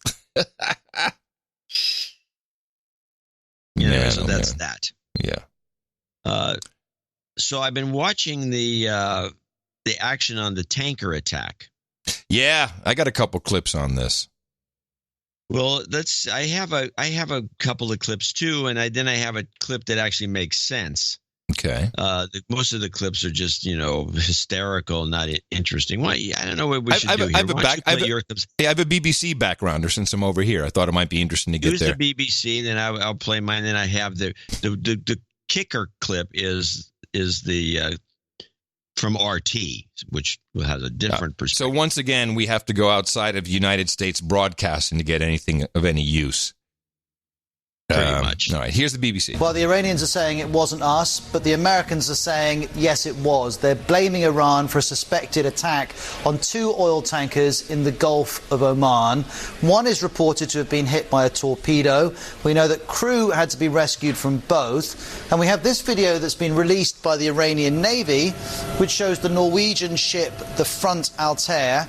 It's carrying 75,000 tons of a particular type of crude oil, and we know the crew reported 3 explosions. And here's the Iranian foreign minister saying reported attacks on Japan-related tankers occurred when Prime Minister Shinzo Abe was meeting the Ayatollah Khomeini for extensive talks. He says suspicious doesn't begin to describe what likely transpired this morning. Now, to explain, one of the ships certainly is Japanese-owned. The other, though, is owned by Norway, so I'm not sure why he's suggesting both are related to Japan. Either way, Iran has many suspicions, but so do the Americans. Here's Mike Pompeo.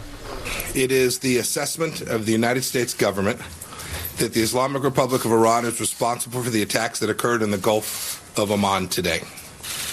This assessment is based on intelligence, the weapons used, the level of expertise needed to execute the operation, and a whole bunch of New World Order bullshit.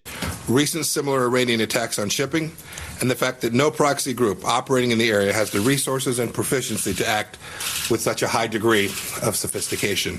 Help us understand what the Iranians are saying think happened here. Well, other than what you read, which is we were set up, the idea that the Supreme Leader was meeting with the Prime Minister of Japan as this happened, given that one of the ships was Japan-owned, it is creating that sort of doubt even inside Iran, and especially from the point of view of the government, that this was an operation to embarrass them or make that trip unsuccessful. However, in that very meeting, the Supreme Leader of Iran said that he's not going to respond to any message that President of the United States had sent through the Japanese Prime Minister, because it was America and this administration in Washington that has violated the nuclear deal, has brought back sanctions. He even pointed out that right before Prime Minister of Japan's trip to Iran, U.S. took another step in sanctioning Iran's petrochemical industry, which is huge, part of Iran's exports. It was clear from the Iranian point of view that there's nothing to talk about to this administration as long as they are in violation of the deal of the UN Security Council 2231. Yet to have this incident happen on the very same day, it does give them some leeway to at least argue that this seems something far-fetched from something they would do, because there's nothing to be gained from it. Yeah. That's kind of a long-winded similarity to the RT report, which is a little tighter. The British like to talk. Yeah, they do. But it's a lot different than what we get here. This is the CBS report on Iran and oil tankers. Okay, sorry about that. Here we go. Saudi Arabia and the United Arab Emirates are calling for decisive action to protect energy supplies after 2 oil tankers were attacked this week. President Trump says Iran is to blame. Charlie D'Agata is in the UAE tonight with the latest. The tanker Front Altair, in flames and adrift, is now reportedly under tow to the United Arab Emirates. Is everything okay? Its 23 crew members, rescued by the Iranian military and detained, are soon headed home too. Iran insists it had nothing to do with Thursday's back-to-back attacks on the Altair and Japanese tanker Kokuka Courageous, despite repeated accusations from the Trump administration. Well, Iran did do it, and you know they did it because you saw the boat. I guess one of the mines didn't explode, and it's probably got essentially Iran written all over it. Images from U.S. military officials. Is the president high when he's saying this stuff? What is wrong with him? What is wrong with him? One of the mines didn't explode, and it's probably got essentially Iran written all over it. Images from U.S. military officials show a tanker with a hole blown in its side, and what military officials say is an unexploded mine still attached to the hull. Later, the U.S. military released this grainy video footage showing what appeared to be Iranian forces removing the mine and making off with it. Oh, I love the grainy footage. We can see a matchstick from space, but grainy footage. Germany's foreign minister cast doubt on the evidence, and even the UAE has stopped short of directly naming Iran. This has only been possible by state-sponsored attacks. Now, investigators here will be able to take a closer look at one of the crime scenes as the Kukuka Courageous arrives here just offshore in the coming hours and its contents safely transferred to another ship. I would like to remind us of United States presidents and these types of operations, certainly when the neocons were re-flourishing under the Obama administration in 2012. This is Patrick Clausen of the Washington Institute for Near East Studies, which is a neocon, a-hole, blow-the-world-up think tank. Listen to what this guy was saying. I frankly think that crisis initiation is really tough.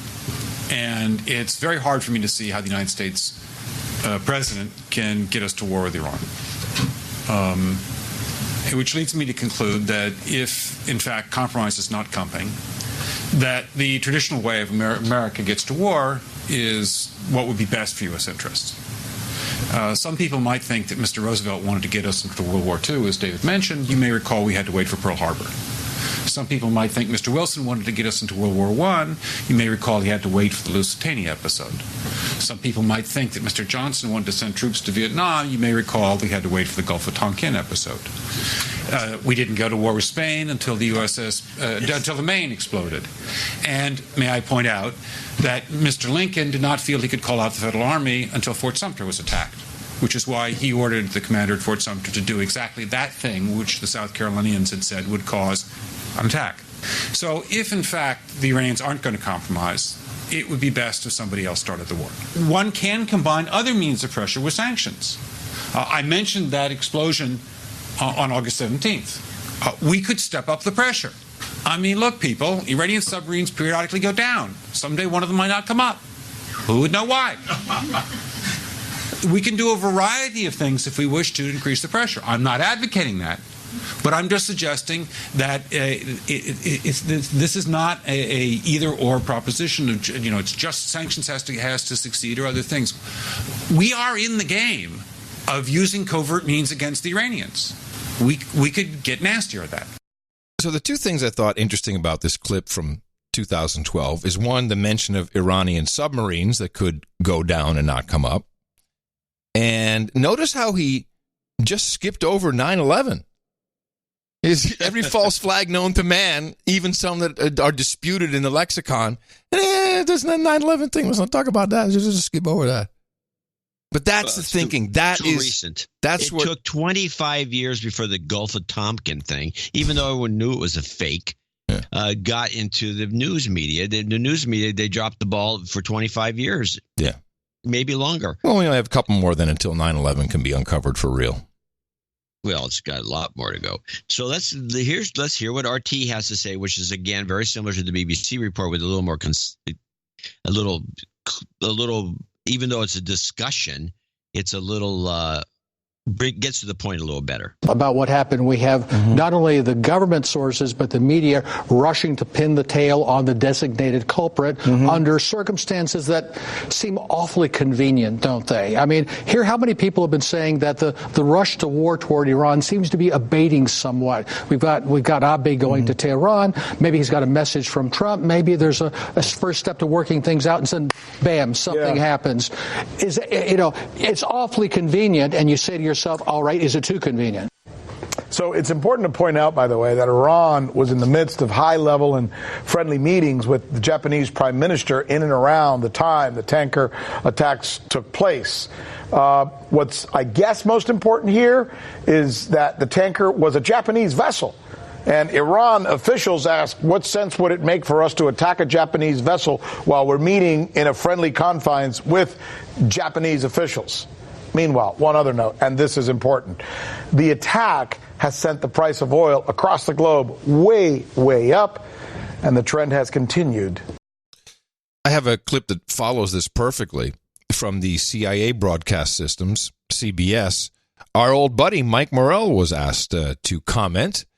Former deputy director and at one point acting director of the CIA.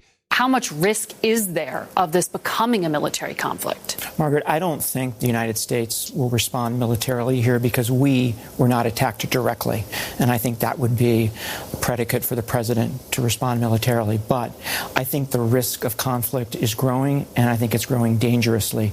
And I think the way it could play out is that one of our allies, the United Arab Emirates or Saudi Arabia, would respond to this attack or another attack like it to deter the Iranians, and that would escalate into a broader conflict that could draw us in. Today, Iran's top diplomat called the timing of this suspicious, trying to distance themselves from it. So why would they go through with an attack? They are under a tremendous amount of pressure because of the sanctions that we've put on them. Their economy is suffering. Their response here is to try to get the rest of the world to put pressure on us to ease up. And they want to do that by raising oil prices and creating an atmosphere of a risk of war. I think it ultimately backfires on them, Margaret, and they end up more isolated. This is this guy, he's not the guy you want to be doing this stuff with. He's not a good actor. Nope. And he doesn't make a lot of sense. What he said made zero sense. It doesn't. He just yaks and yaks and yaks. He didn't say right. What is that thing he always says? Right. Yeah, he usually said right. Maybe he's off of that. Maybe he fixed that. Well, maybe someone finally said, "Bro, stop that." Right, bro. Stop saying right after every right sentence. all the time. We do have an example of him doing that. Probably he is not pulling this off very well. The whole thing makes no sense. I think if he would have stuck, the other thing is if you're going to make these kinds of, COINTEL points, you want to do it with just finding one good point. And the point was kind of made with the RT report, and Morrell made it, but he didn't make it strongly enough, which is, well, it's obvious that the Iranians are trying to, they're hurting for money. They make most of their money still by selling oil under the table at a discounted rate. Right. So let's jack up the price of oil by sending a few missiles at these tankers. It'll jack up the price of oil. We'll get out of debt. It's just a money grab. If you just go with that, I think you've solved it. Oh yeah, that makes sense. And then you kind of just move the argument around a little bit. But how long did the price actually spike? Didn't it come down again? Isn't it? I think it's still spiking. It's not spike. It never spiked. It started moving up. I mean, it's different than moving up and a spike. Right. And well, the thing is, no matter what, if you're on the inside of these types of operations, it's a moneymaker. Oh yeah, for sure. I mean, if we had known, hey, you're gonna make a big deal about some Japanese ship, let's buy a couple calls in oil or whatever the instrument is. What we got here. There's all kinds of ways of doing it. Let's see what the price of oil is. All kinds of ways that we never do it is what you're trying to tell me. Well, the last was 52.51, but that's low. I thought it went up to 60 plus. I think that was Brent. Oh, there's two kinds of oil, and the cheesier one is cheaper. What's the cheese? The crude oil. Why is it cheesy? It's because it's got a lot of sulfur in it and has to be treated. And it's just cheesy oil. But it's what most oil is. It's not the great stuff. But you know what no one ever talks about is what is to become of Iran once we go full Rubblize. You played the Fletcher clip. Play it again. I was saying, what is to become from Iran when we go full carbon neutral?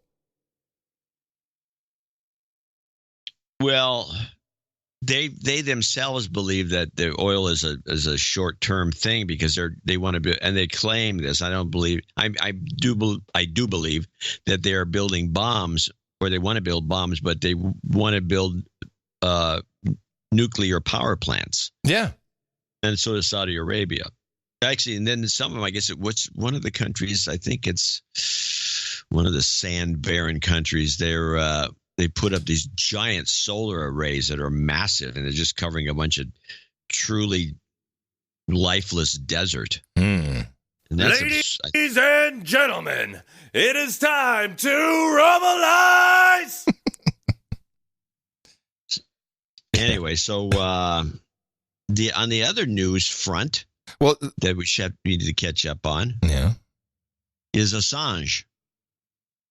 Yes. I guess the extradition order was signed. I'm not absolutely sure it was signed, but I do have some interesting clips again from RT. So Julian Assange. Oops, sorry. The first one is they got two of them.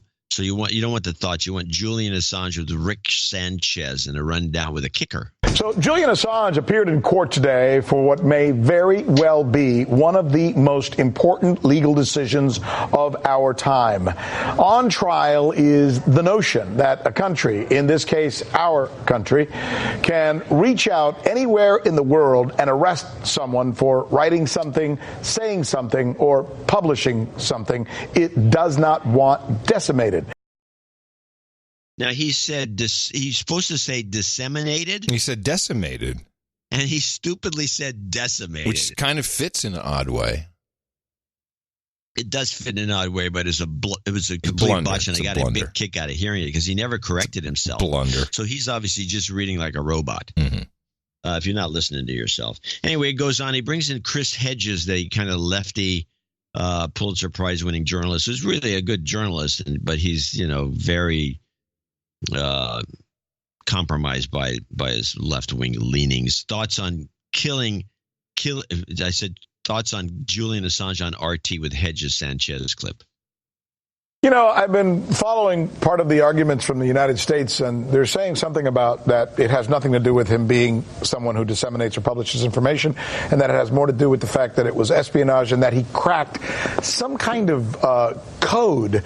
Can you put some clarity behind what the United States is saying about this code that he apparently cracked and what Assange's side is saying about this?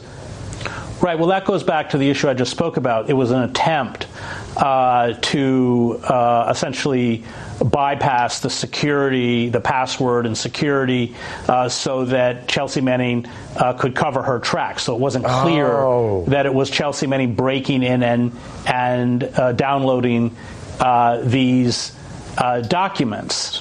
The charges under the Espionage Act are just frankly legally bizarre. Julian Assange is not an American citizen. He's an Australian citizen.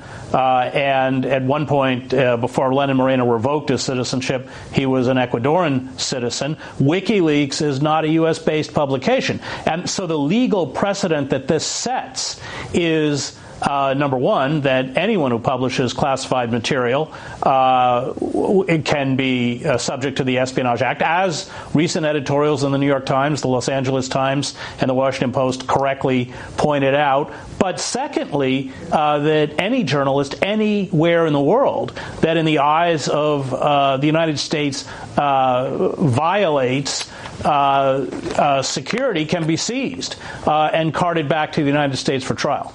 Well, yeah, that's why China decided to do the same thing. They're like, tit for tat, everybody, let's do this. This is absolutely great. The correlation I wanted to make. Yeah. China and their extradition laws in Hong Kong, which I have some clips of because that seems to be falling apart, is doing the same thing. That they're just copying our lead. And there's nothing wrong with it. We're number one, baby. So Chris Hedges on espionage, he continues by discussing the chilling effect of the Espionage Act and its problems. And I think, the fact that I have to go to RT to get this opinion, and even though we can do these opinions ourselves, is kind of pathetic that the American media doesn't do something about or make a bigger stink about this. This is Chris Hedges on Espionage Act problems. Right. And I have to say this began under the Obama administration with the misuse of the Espionage Act, a 1917 act passed by Woodrow Wilson, which was the equivalent of the British Foreign Secrets Act, i.e. it is about giving classified or top secret information to a hostile power. That's what it was designed for. Mm-hmm. It wasn't designed to shut down whistleblowers. Obama, it had been used 3 times, including unsuccessfully against Daniel Ellsberg. Obama used it 9 times against, for instance, Edward Snowden and others, John Kiriakou, and that had a huge chilling effect because all of those people with a conscience within the systems of power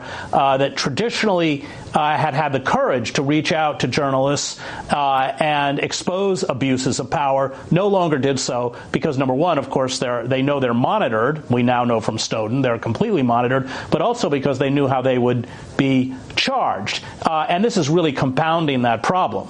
It will now, if Julian is extradited to the United States, if he is charged under the Espionage Act, although, as I mentioned, he's not a U.S. citizen, this is going to send a very ominous message to publications like the New York Times and others that you better not try this. I really fear that it could drop a kind of iron curtain between the public and the inner workings of power. I think it bears, it's worth repeating what Pachenik said about this, since he is my official handler, and we did this 2 weeks ago. Just to refresh your memory, on November 1st of 2016, we had never heard of Pachenik, but I played this clip. So we initiated a counter coup through Julian Assange, who's been very brave and really quite formidable in his ability to come forth and provide all the necessary emails that we gave to him in order to undermine Hillary and Bill Clinton. Again, America, we're going through a major, major transition and, quite frankly, a second American Revolution. And when I asked him, what are we doing? He's very brave. We, the big we, gave him the emails to eliminate Hillary and Bill Clinton. What are we going to do when we extradite him? And the answer that came back was the extradition is he will go to a military court where he will be sent home and set free under, quote, special circumstances which the military does not have to disclose. And I'm going to take his word for it. Yeah, that happening is not going to change the fact that this still will have a chilling effect on the media. Because Agreed.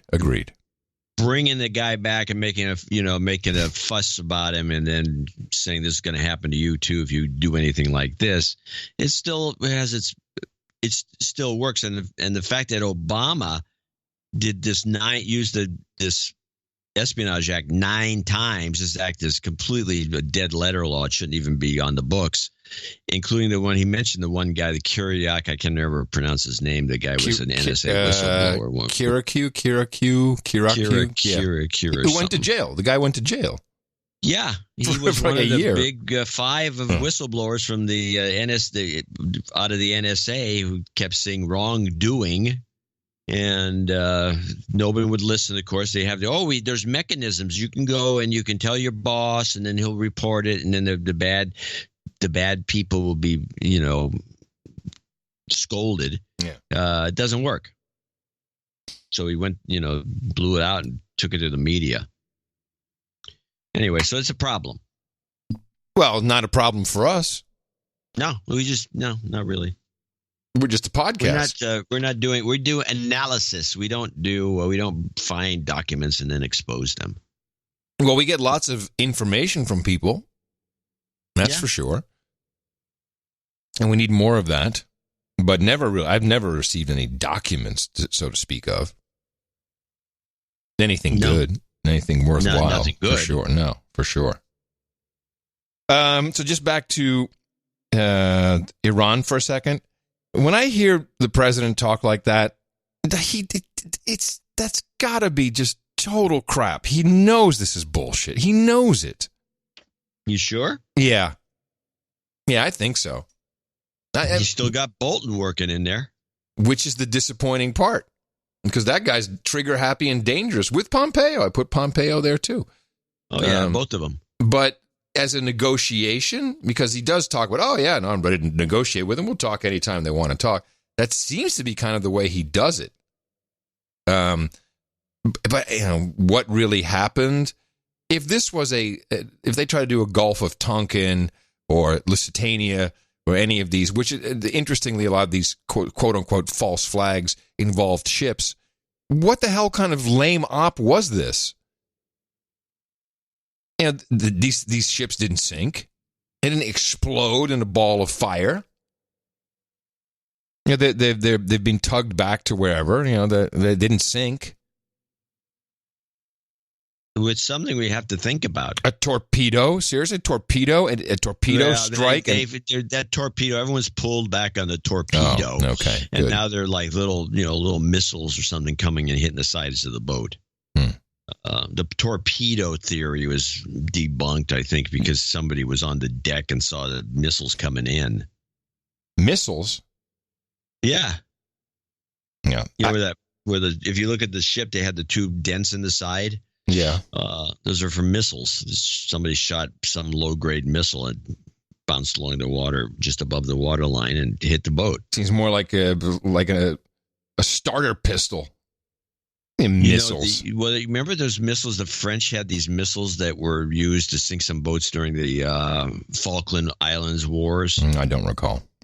Yeah, I can't remember the name. So someone in the chat room will remember the name of these anti-ship missiles. I think French missiles. I think the exact quote was, quote, flying objects. Well, not quite the same as a missile. Yeah, it is. Yeah, it can be. If I throw a rock at somebody, it's a missile. That's also a flying. Okay, all right then. Good, I got you. You get my point, though.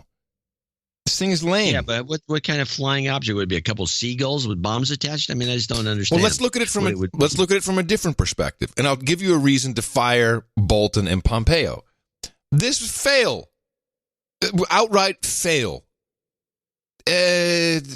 Venezuela. If it was designed to do nothing more than raise the price of oil, it didn't. Okay, that was what we came up with on the last show. But the president's, oh yes, this was an attack. These guys are failing left and right. Venezuela. What happened in Venezuela? Did that just end? Everything's hunky dory. Don't hear about it anymore. Did we take over? Are we running the place? Is Guaido? So you're saying, I see where you're headed. Yeah. You're headed with the whole thing so incompetent. Completely fire him. End up, fire these boneheads. Yeah, can't even sink a ship. I'm going to show my support by donating to No Agenda. Imagine all the people who could do that. Oh yeah, that'd be fab. Yeah, on No Agenda in the morning. Well, we do have a few people to thank for show 1147, and we do have some call-outs for some dads, if there are a few. Yes, One of them is right off the top here, which is Sir John the Brewer, came in with $194.70 from St. Louis, Mississippi. And his father, Jack, was born in 1947. He doesn't listen to the show, but well wishes anyway. Need to update my night monikers. I'm no longer brewing. Sir John the Brewer is now Sir Rocket Man, Baron of the Bay. Oh, let me just make sure he's he's on the title change list. Yeah. Well, he's no longer brewing? No, he's Rocket Man. What the heck? Well, it could be good for us. Maybe we get some insights. We used to get beer from him. Now we're going to get rockets? I don't know. We'll get some rocket info for sure. Well, maybe. Now, as I read these, you look over and see if there's any dads that call out. I think there is in a couple instances. Very few. Well, since it's a pretty short list, I do want to read a few of these. Peter White, who is the Jubu.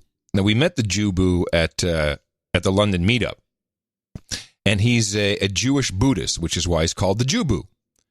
And his $108, he says, is a very sacred, powerful donation. Of course, we know now that 18 is a Jewish sacred offering number, combined with 6, the number that manifests intention and ideas in the physical world, is 108. By offering this 3.3.3.2.2, may the guardians of reality be empowered to continue their vital deconstruction work, and many be hit in the mouth. I understood most of that. But otherwise, thank you very much, Jubu. Jubu. Appreciate it. I like Jubu. It just sounds funny. Gwendolyn Adams comes in next at $103.15, and she has a note. Yeah. Hello, gentlemen. Congrats, Adam and Tina. I'd like to wish my longtime love and baby daddy, Bill, a happy Father's Day. I'd like my donation to count towards his eventual titleage. Don't forget, I should mention this because we're seeing more and more people discussing these movements of money as if we account for it. As if we track it, yeah. You do your accounting. If you want to designate so much of your donation to Bill, then you just do that when it comes around time for him to be knighted or whatever he becomes. When it was first, two of them went to the first meetup in Sarasota 2 weeks ago and had a great time. It was 3 ladies and several dudes named Ben, of course. Mostly dudes named Ben, she says, and parents. Everyone agreed we should do it again. Hopefully we will. I suppose I should call out the other listeners that aren't attending their own meetups as douchebags. Hey, oh boy. Something. Oh, we no. have a douchebag short circuit, ladies and gentlemen. Let me see if I can fix it. Douchebag short circuit. Well, let's see if I can fix this. What's going on here? Let me see. There we go. I fixed it. Finally. I'm closing. Thank you for your hard work. Sure, it's always informative. Yes. And we would love to go to a Miss Florida meetup, too. Matt in Brighton, and she came in with $103.15. Matt in Brighton, UK. Oh, yes. Matt gave us an empty envelope during the meetup. Yeah. And this, he says, is filling the empty envelope I gave Adam. Matt of Brighton, thank you for your courage. Appreciate it. Cute. Mm-hmm. Gregory McGregor in Madrid, España, $100.01. Does he have a dad here? He's got some 2-year-old son, former jingle for. Oh, he wants he's karma for his wife. We'll put that at the end for you. Yes, for sure. Special shout out to all producers in Spain. Donald Gogan, $99.99. Newsletter call, donation, Father's Day. No. Dame Bang Bang. Yes. Wish my smoking hot husband, Sir D.H. Slammer, a happy Father's Day and a happy birthday on June 20. He's one of the guys who monitors the newsletter and where it shows up in what mailbox. Mm-hmm. And so he comes with this last one. It came in. The last mailing was weird because he came in and said it went to the regular box. Yeah. And there was a lot of kickback, a lot of auto replies. And when there was more than 3 of those, I know that the newsletter went out and didn't get. Okay. He's a canary in the coal mine. Well, he's one of them. Mm-hmm. Every single other monitor I have, and there's about 6 of them, they all said it went into promotions. Huh. Yeah. The thing is completely baffling. So he says, I wish my smoking hot husband, Sir D.H. Slammer, happy Father's Day and a happy birthday on June 18th. I think we congratulated him on the last show for that as well. Here are some boobs for your special day, which he's saying to Sir D.H. Slammer, not to us, sadly.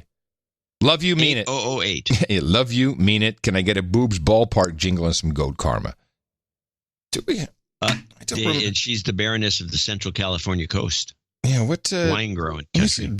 Boobs ballpark? I don't know. Let me see. Grant Convey 8008 from my dad Ron. Mm-hmm. George Kunath 70.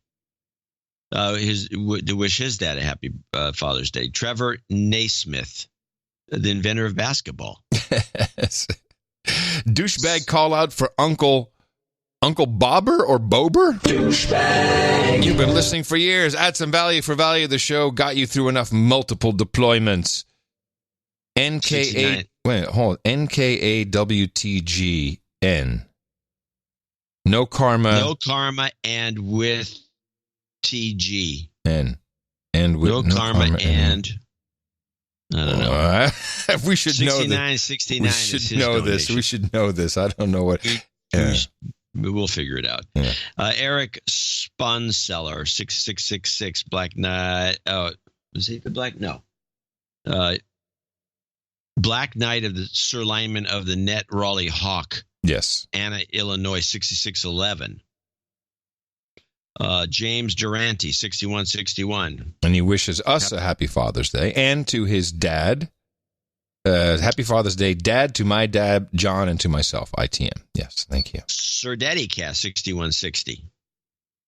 He wishes a happy Father's Day to Crackpot Buzzkill and the producers, Pops. David Ritchie 6133. Happy Father's Day, everyone. Show 1139 was outstanding. What was 1139? We've had this feedback before in 1139. Ryan Brady, $58 from Pittsburgh, Pennsylvania, in honor of his late father. I'd like to have loved listening to you guys. Miguel Lopez in Flanders, New Jersey, 5678. Happy Father's Day to my dad, Tony Lopez. 1139 was your interview show. Oh. Lee Scarbeck in Springfield, Pennsylvania, 5510 for my dad, Jimmy. Now, we got a lot of dads, and I was mistaken. Yeah, I think we were kind of off there. A lot of people love their dads. Yeah, well, I'm sorry I said otherwise. Sir Milkman, the 5150. Our dear grandpa passed away 2 weeks ago. He's a loving father and stepfather to our dad. Sir Patrick Coble there in Murfreesboro, 51 or nearby, 5136. Happy Father's Day to my dad. And to all the producers that are dads, too. Some travel karma as I head back from the London meetup. What a great group of people, and I think they will be doing it again. It was a more difficult task to pay for almost everyone's tab. Oh, shit. I was able to... Did Patrick wind up paying for everybody? That's what it sounds like. Jeez. And he does that. Yeah, this guy, he is a true gem of a human resource. What a great guy. The Earl of Tennessee, Sir Patrick Coble. Thank you so much. Yeah, he's quite entertaining to talk to. I was able to treat a lot of people with drinks, which was fun. Thank you both for everything you do for this community. After going to now 4 different meetups, Nashville, Sacramento, Train Museum, Des Moines, and London, it is clear you are all building a community of similar thinking people that may not all agree, but can deconstruct news and have different opinions without getting upset. That's correct. Matthew Smith, $51 in the UK. Sir Jackson in Levelland, Texas, 50-50. I'd like to do a Father's Day call-out for my dad, Dan Butler. My grandpa, Harold Corder, and my father-in-law, Santos. Karma for all the fathers out there. We'll put that at the end. John Camp in Antlers, Oklahoma, 50. The following people are $50 donors, name and location if possible. Sir Jackson was in Levelland, Texas. John Camp is in Antlers, Oklahoma. Serena, I'm thinking. Cantania, 50, parts unknown. Dame Beth. Dame Karen Selsor. To Sir Bradley Selsor, best dad in the universe from Dame Karen. John Holler in Missoula, Montana. Keith Yarborough in Austin, Texas. Pate Snakes in Amsterdam. Sir Pate. Sir Chris Lewinsky, for that matter, in Sherwood, Alberta. Once the richest place in Canada.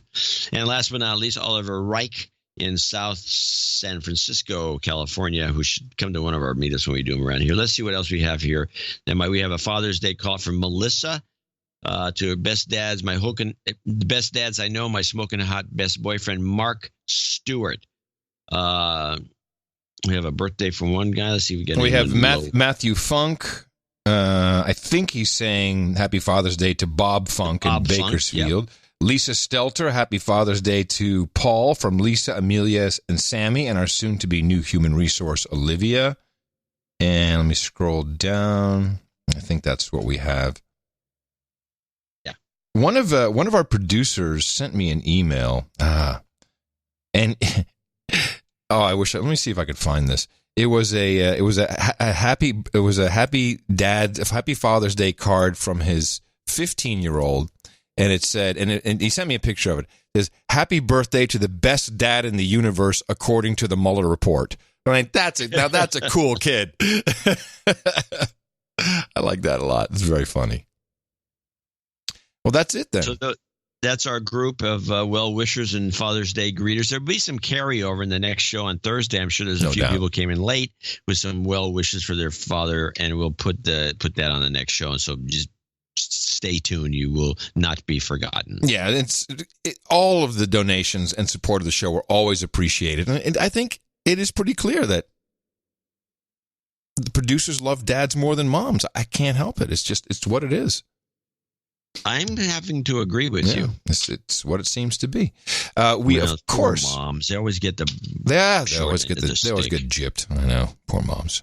Get gypped. We do appreciate everyone's support of the show, including those under $50, which is often for reasons of anonymity. We did a couple of them today because they specifically called out their dads for Happy Father's Day. And Happy Father's Day to you, John. Might as well just say that while we're... Well, Happy Father's Day to you. Thank you very much.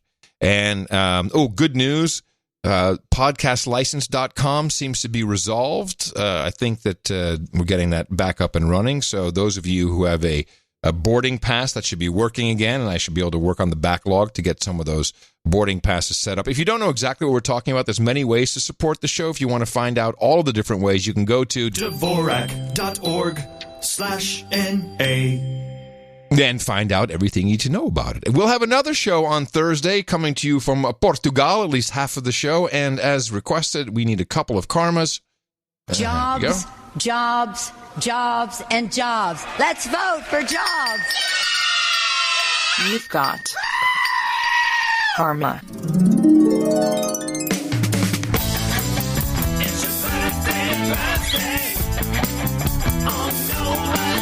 Yeah, we really only have two. Today is the 16th of June, 2019. Joao Alves turns 33 tomorrow, the magic number. And we might as well say happy birthday again to Sir D.H. Slammer, who will be celebrating on the 18th of June. Happy birthday from us and everybody here at the best podcast in the universe.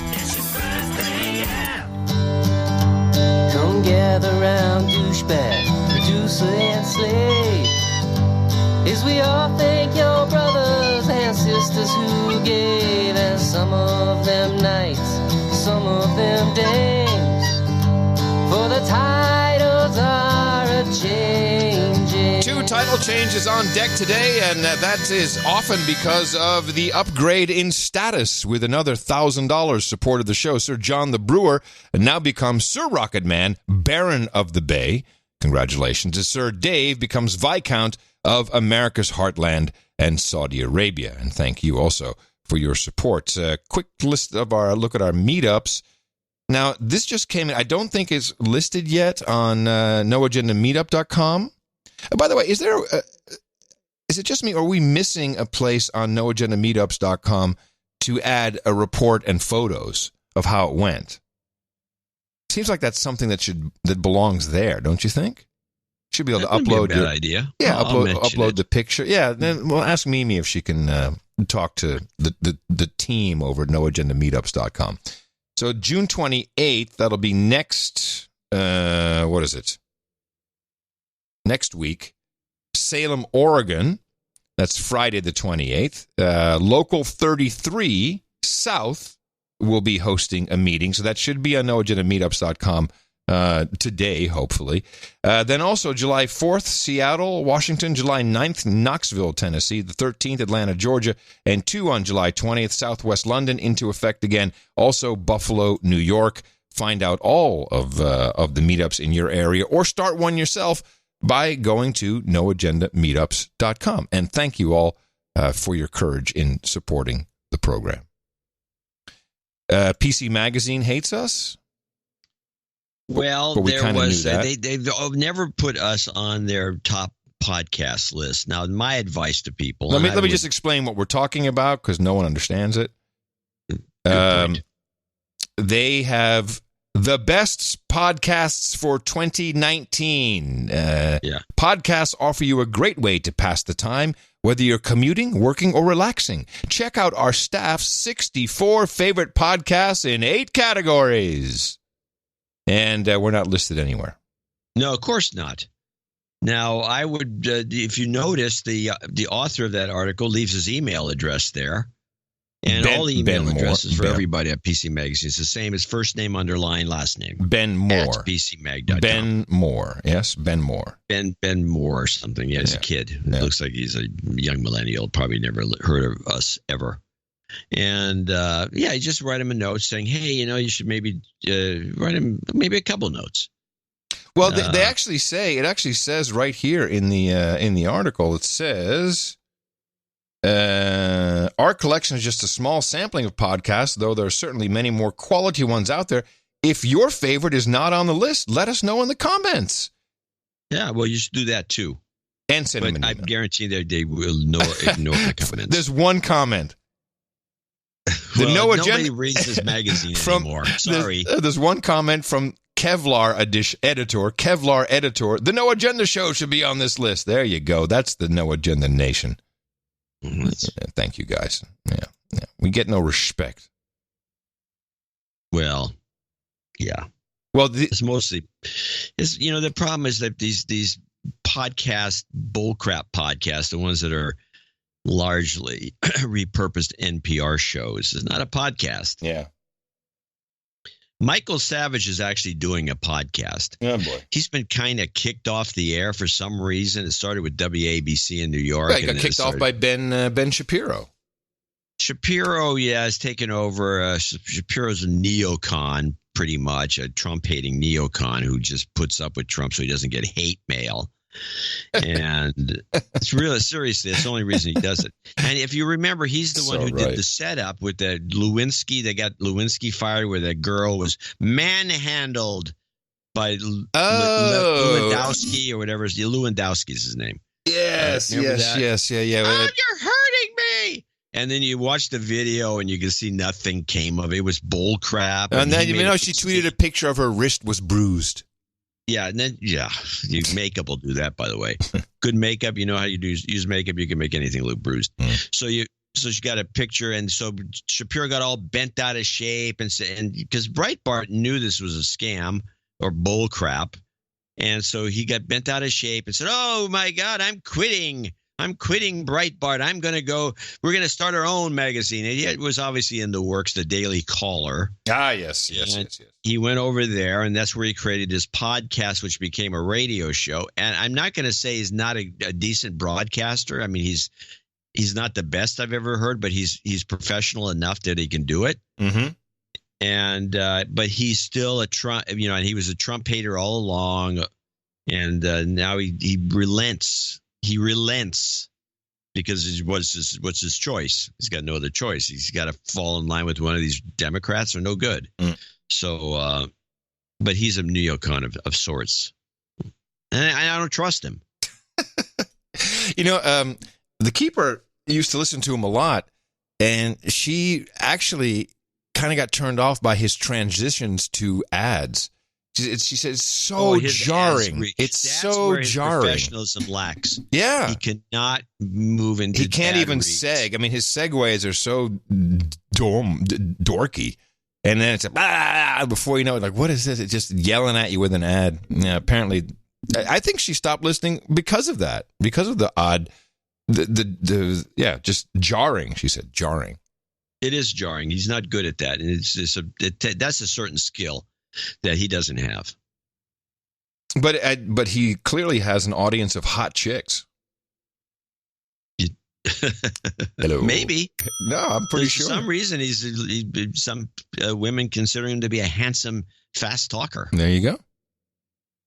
Quick on the draw. He's definitely a guy you wouldn't want to get into an argument with because he is a quick-witted. He's very quick. Let's see.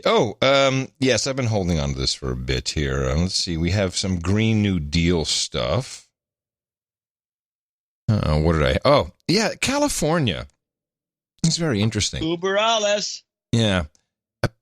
California is now trying to, and there's reasons for this, is trying to cement into the psyche that hydropower, i.e. water, is not renewable energy. They don't. What? Yeah, they don't want it to count as renewable energy. Where I think it's just like sun and wind, isn't it? Kind of the definition of renewable energy. Yeah, you put a dam up, it fills up, and water goes through the dam and creates electricity. It rains, fills the dam up, goes through. It's very renewable.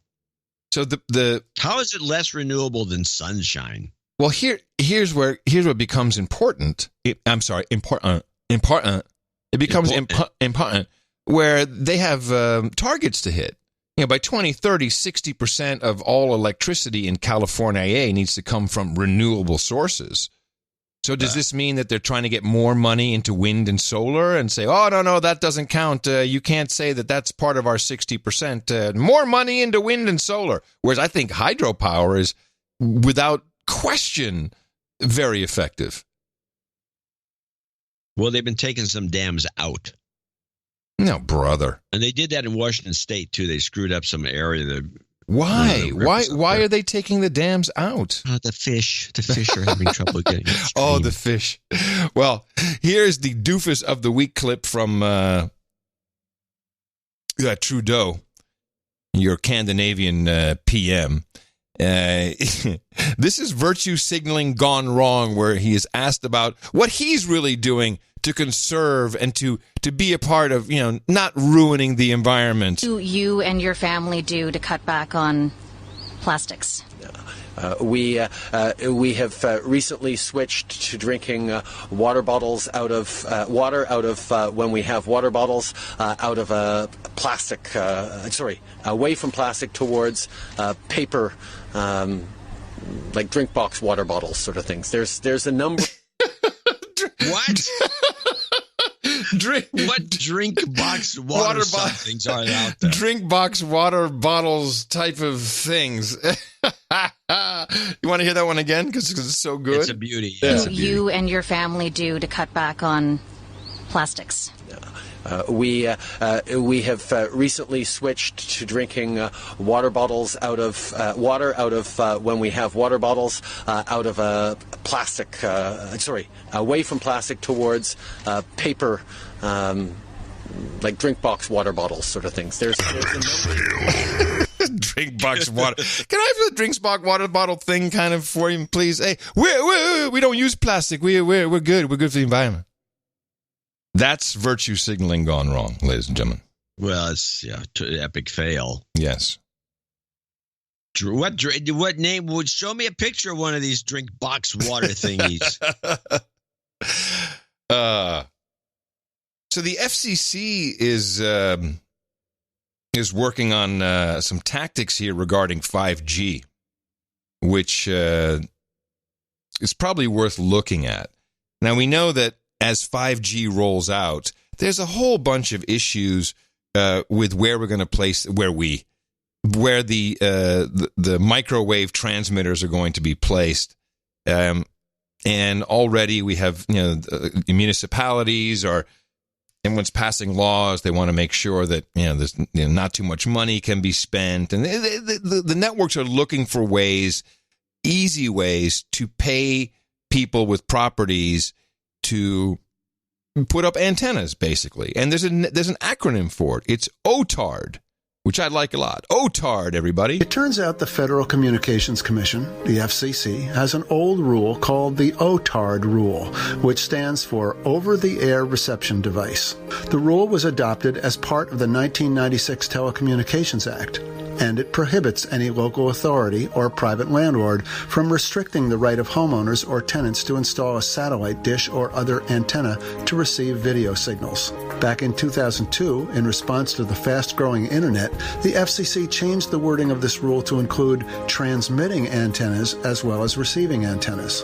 But even then, the antenna had to be primarily for use by the tenant or homeowner.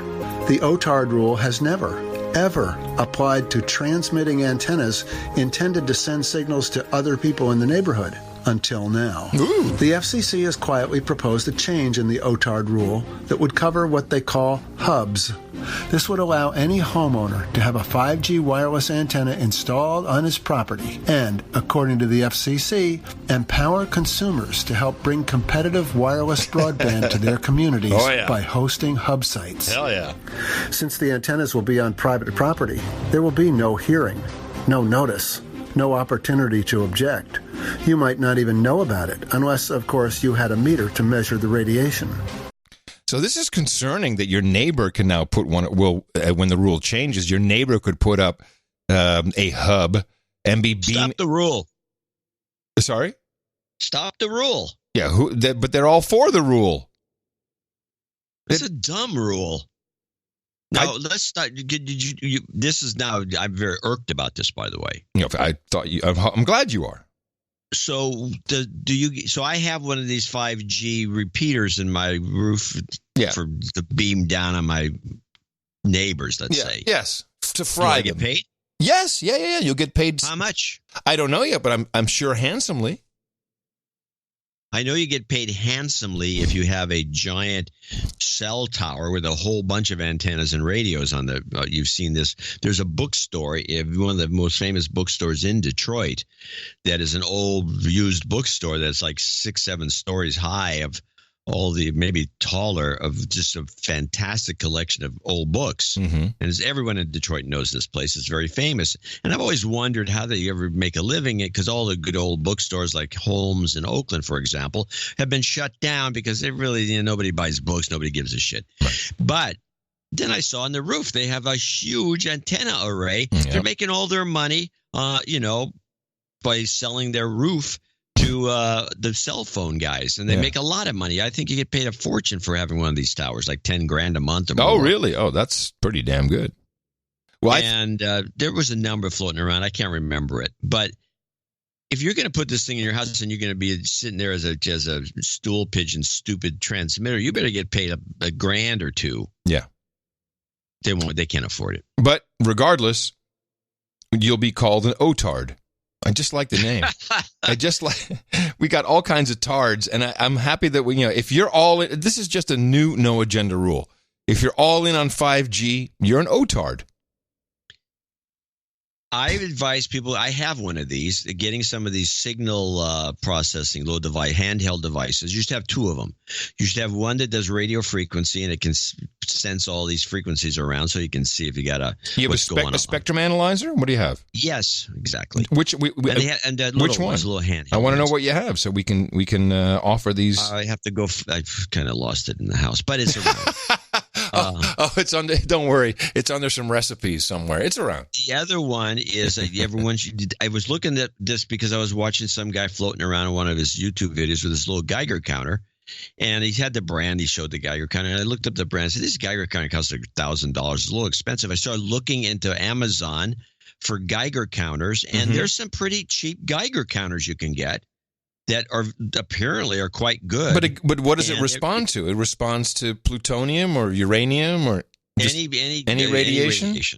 I have one of those old school World War II yellow ones. Yeah, those are great. Does it have the probe or not?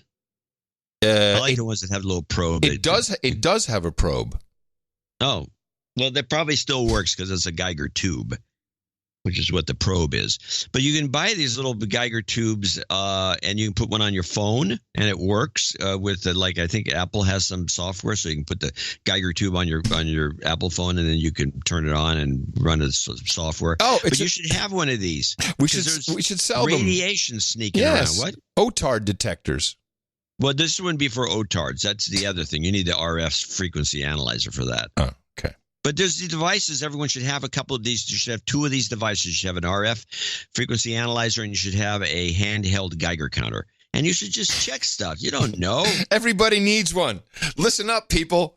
You need one of these. Frequency analyzer, spectrum analyzer, and a Geiger counter. Geiger counter. How can you live without it? We should be selling iodine. Just a thought. Well, I don't know about that. I'm not getting that far off the topic. Right. Well, let's take a look. Here's a couple of dumb stories. Oh, no, let's go back to politics. So this is a classic, and this is two people presenting the story. This is just killing me. Kellyanne Conway and the Hatch Act. I got two clips. Let's start with the PBS version. Okay. The White House today dismissed a call to fire presidential aide Kellyanne Conway. The U.S. Office of Special Counsel, unrelated to Special Counsel Robert Mueller's office, said that Conway repeatedly violated the Hatch Act, a law that limits political activity by government employees. The independent agency cited Conway's criticism of Democratic presidential candidates. It also quoted her as saying, "If you're trying to silence me through the Hatch Act, it's not going to work."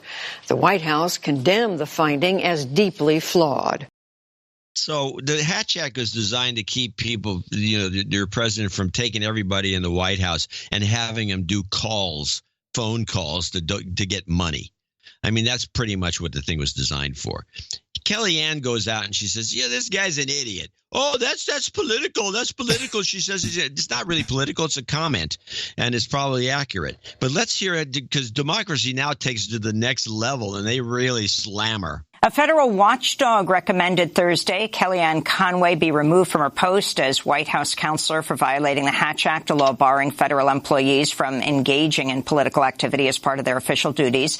In a report submitted to President Trump, the Office of Special Counsel called Conway a repeat offender, saying she's repeatedly used TV appearances and social media to disparage Democratic presidential candidates. Among Conway's ethics violations, she twice violated the Hatch Act by endorsing Alabama Republican Senate candidate Roy Moore while speaking in her official capacity for the White House.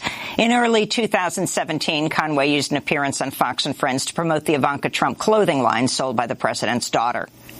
30 go seconds. Buy Ivanka's stuff is what I would tell you. I hate shopping. I'm going to go get some on myself today. It's a wonderful line. I own some of it. I'm going to give a free commercial here. Go buy it today, everybody. You can find it online. Legal experts say the Office of Special Counsel does not have the authority to discipline Conway, and President Trump can simply ignore the agency's recommendation.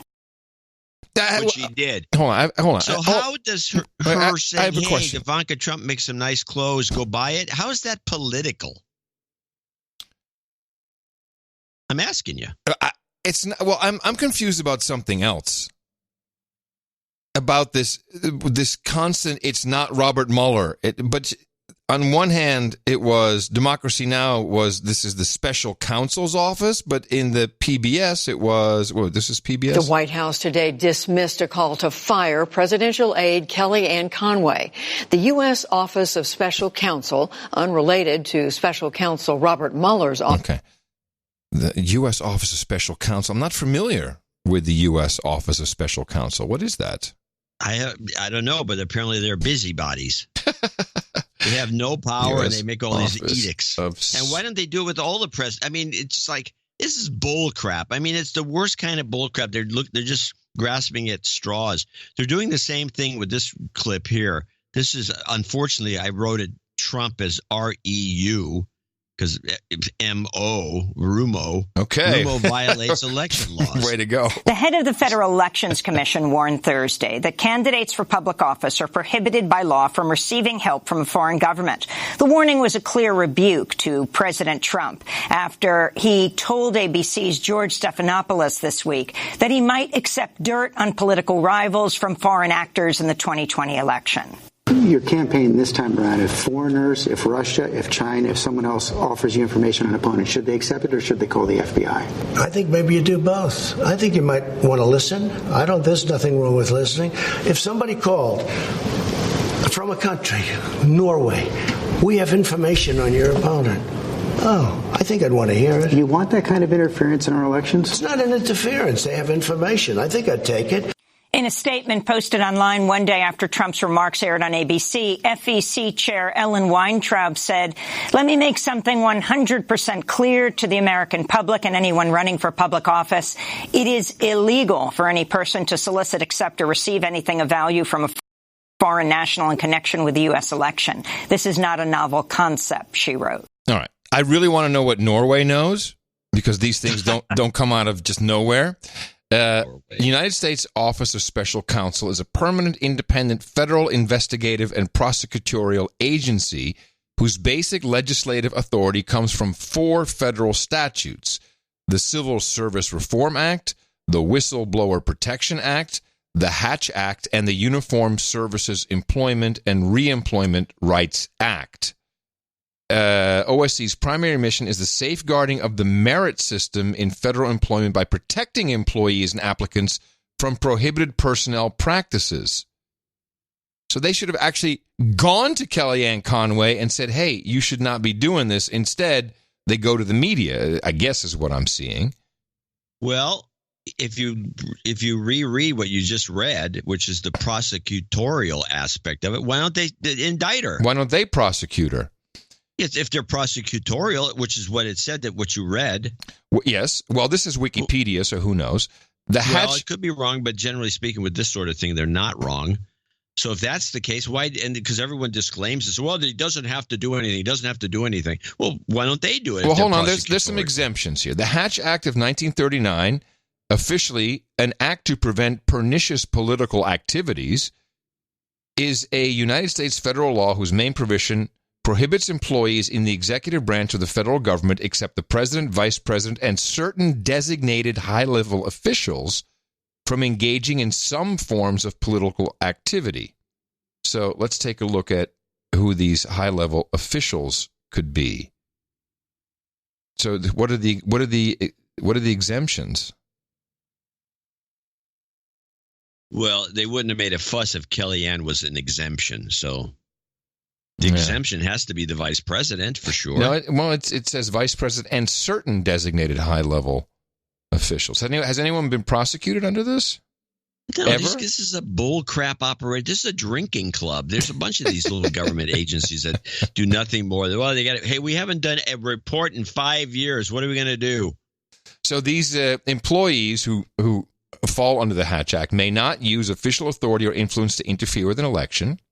Jeez, that's pretty broad. So what's that to do with Ivanka Trump's dresses? Solicit or discourage political activity of anyone with business before their agency. Solicit or receive political contributions. Oh, there it is, because she received some clothing. Be candidates for public office in partisan elections. Engage in political activities while on duty in government office, wearing an official uniform, using a government vehicle. Yeah, this is bull crap. It's total bull You know what it is? crap. It's misogynist is what it is. Well, in this case, yes, I agree. Completely misogynist. So, unfortunately, Sarah Sanders is quitting. I do have a clip to announce that. Separately, Sanders President quits. Trump announced that White House Press Secretary Sarah Huckabee Sanders is leaving at the end of the month. At a White House event, he called her a warrior.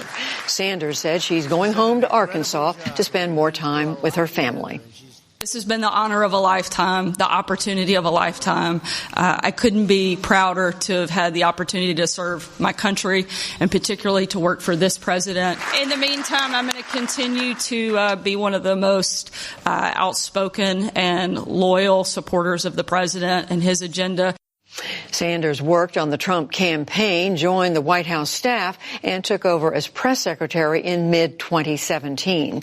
Her tenure was marked by the end of regular media briefings and questions about her credibility. On the virtue signaling Twitter, it was quite discouraging to see fellow countrymen post such stuff as, "I hope she never works again, that lying bitch." It's like, geez, people, leave her. It's really, yeah. I got to wonder how many people there are like that. It's a cesspool, that's for sure. I have one here about the president. You and I, we know we disagree about that, but we have a whole day ahead to go on this. Before we go, one of the things you have as president is the access to all the information in the world, all the mysteries out there. And I was just struck in the last couple of weeks, we're reading more and more reports of Navy pilots seeing lots and lots of UFOs. Have you been briefed on that? What do you make of it? I have. I think it's probably... I want them to think whatever they think. They do say. I mean, I've seen, and I've read, and I've heard, and I did have one very brief meeting on it. But people are saying they're seeing UFOs. Do I believe it? Not particularly. Do you think you'd know if there were evidence of extraterrestrials? Well, I think our great pilots would know. And some of them really see things that are a little bit different than in the past. So we're going to see. But we'll watch it. You'll be the first to know. Yeah. Well, he won't be the first to know, so that's a lie. Yeah. Lie! Yes. That would go down as a lie. Yeah. So if he really knows everything, the question I would have asked was, so did you ever see the birth certificate? That's the question I'd want to know. These guys aren't asking anything that we'd ask. No. There's probably a good reason for it. Yeah, that's why we're here. Doing a podcast. I'll give you one more, then we got to go. It's time. Well, I actually have two. I need to put two in All because right. one of them is a story. One's short, just Okay, 26 no problem, seconds. Just to get it out of the way. This is the heat wave in India. So we know this is not being reported. Meanwhile, Indian officials are blaming an intense heat wave and drought for at least 36 deaths in some region south of Mumbai, India. Whole villages have been evacuated, with an estimated 90% of residents fleeing their homes in recent weeks due to searing drought and crop failures. On Monday, India's capital, Delhi, recorded an all-time high temperature of 48 degrees Celsius, nearly 120 degrees Fahrenheit. Wait, that was the whole report? That can't be the whole report. But because she didn't go on and on about global warming? Yeah, the climate crisis. Yeah, I know. She went in the next segment, she brought it up. Oh, okay. But it wasn't about this. I don't know why she didn't bring it up. It's just actually baffling. Yes. And it's totally bad. I agree. And the last clip is just to catch us up so we can keep up with this. There's a lot of clips I could play, but we do have to keep up with China versus Hong Kong. This is the updates of 149, this long clip. Okay. After a week of protests, a concession from the head of Hong Kong's government. She announced the indefinite suspension of a controversial bill that would allow extraditions to mainland China. My relevant colleagues and I have made our best efforts. But I have to admit that our explanation and communication work has not been sufficient or effective. The Council will halt its work in relation to the bill until our work in communication, explanation, and listening to opinions is completed. The move comes amid intense pressure from the street. More than 1 million demonstrators last weekend, according to organizers, followed by another mass march on Wednesday. That protest was marked by clashes with the police, who fired off rubber bullets as well as tear gas. Opponents of the bill aren't satisfied with the government's announcement. They're maintaining a call to protest on Sunday. If this bill passes, it's definitely unfair to Hong Kong. We don't want postponement or more deliberation. It must be a withdrawal. We will definitely come out and stand our ground Sunday and tell them we won't retreat without withdrawal of the bill. A pro-democracy lawmaker also expressed disappointment, criticizing Hong Kong Chief Executive Carrie Lam. If she refuses to withdraw, to scrap this controversial bill altogether, it would mean we wouldn't retreat. Carrie Lam has lost all credibility amongst the Hong Kong people. She must step down. Critics of the proposed law say it encroaches on Hong Kong's autonomy. China, for its part, says it supports the decision to suspend the bill. One of our producers, who is Chinese Canadian American, sent me a note, kind of a scathing note.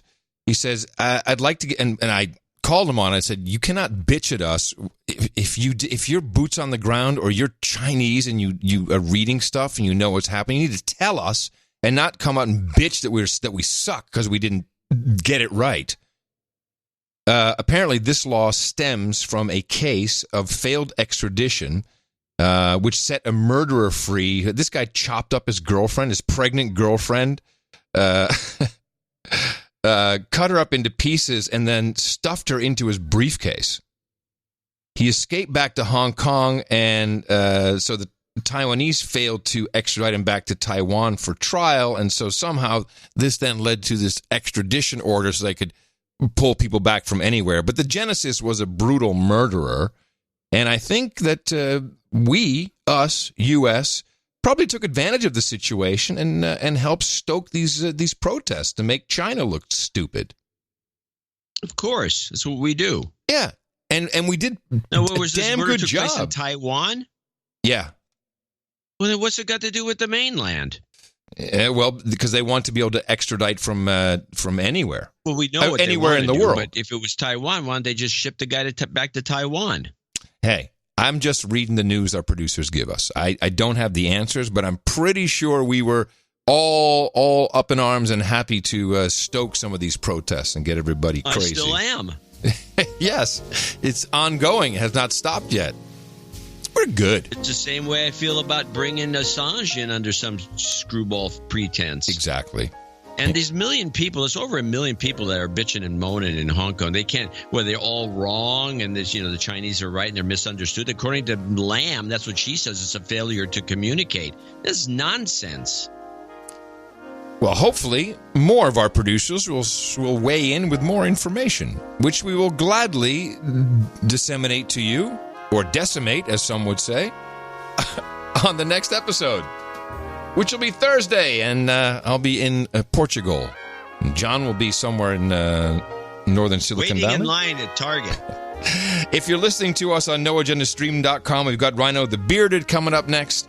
And thanks to Jesse Coy Nelson, Tom Starkweather, for the end of show mixes. Coming to you from the Titanic Hotel, where conspiracy theories have been raging since 1912. In the morning, everybody, I'm Adam Curry. And from northern Silicon Valley, I'm John C. Dvorak. We return on Thursday right here on No Agenda. Remember us at Dvorak.org/NA. Until then, adios, mofos, and such. Not going to happen. No. These guys, there's the dumbs versus the smarts. This is what we heard from everybody. Well, I'm a sicko Rachel Maddow and I'm sicko Sean Hannity. They're creatures of their opinion. The left-right paradigm gives me insanity. You trying to tell me about the booga booga? Well, every time I watch a news to give it another try, someone always says, you're all gonna die. Sometimes I wonder what I can do. No agenda cures bad summertime news. Hurricanes, storms, wildfires. We are dying now. These are the discussions that have to be happening right now. Well, I heard a native ad and it made the news phony. Oreo cookies and a new study tonight. How can I sit around and consume so much bologna? I got so used to getting news off the internet. So I threw my TV out cause it made me sick. Living on a deserted island might do the trick. Sometimes I wonder what I can do. No agenda cures bad summertime blues. I wanted to get a news story, but I'm reading about face cream, and I try to click out of it, but the ad is following me. It's following me all over the screen. Operation Mockingbird plays agents in news stations. Anderson Cooper has 3 security guards all around him now. Propaganda's legal due to U.S. legislation. Dude, you're being just ridiculous. So I called my congressman and he told me, quote, shut your mouth, slave, and don't forget to vote. Sometimes I don't know what am I gonna do, but no agenda cures bad summer news. And don't forget to show your love and donate, or I'm gonna come and find ya.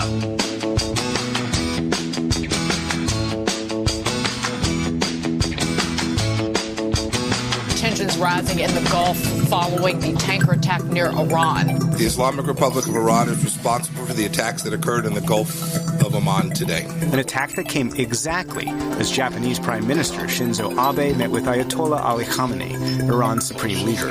If you actually look at domestic shale producer stocks yesterday, they all went up. The U.S. shale boom is insulating the U.S. economy and financial markets from events like this, which is really good news for the U.S. economy. This assessment is based on intelligence. Isn't that right, intelligence? That is affirmative. Yeah, it is inexcusably inaccurate to suggest that anyone lied about it. The idea that we doctored such intelligence is completely and totally false. You talked about how you felt to your stomach when you found out there were no weapons of mass destruction. In the next century, the community of nations may see more and more of the very kind of threat Iraq poses now. A rogue state with weapons of mass destruction. You know, I wish we'd have found weapons of mass destruction. Bottom line, there were no weapons of mass destruction. They said there are weapons of mass destruction. I was against the war. Of course, there are things I would do differently, and I actually, have thought about that time. There'd be more skepticism in the American Congress in the autumn of 2002.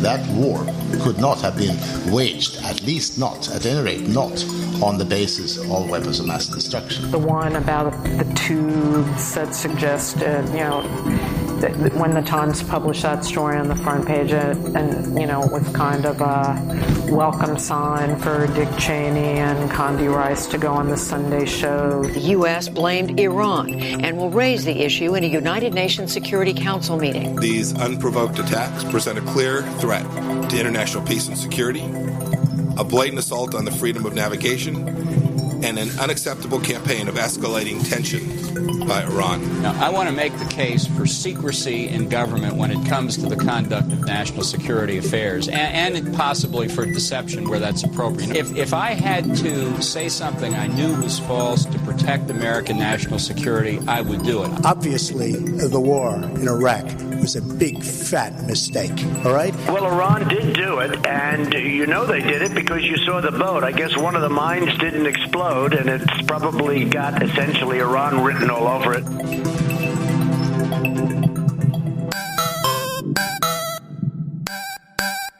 best podcast in the universe. Mofo. Dvorak.org/NA. A podcast.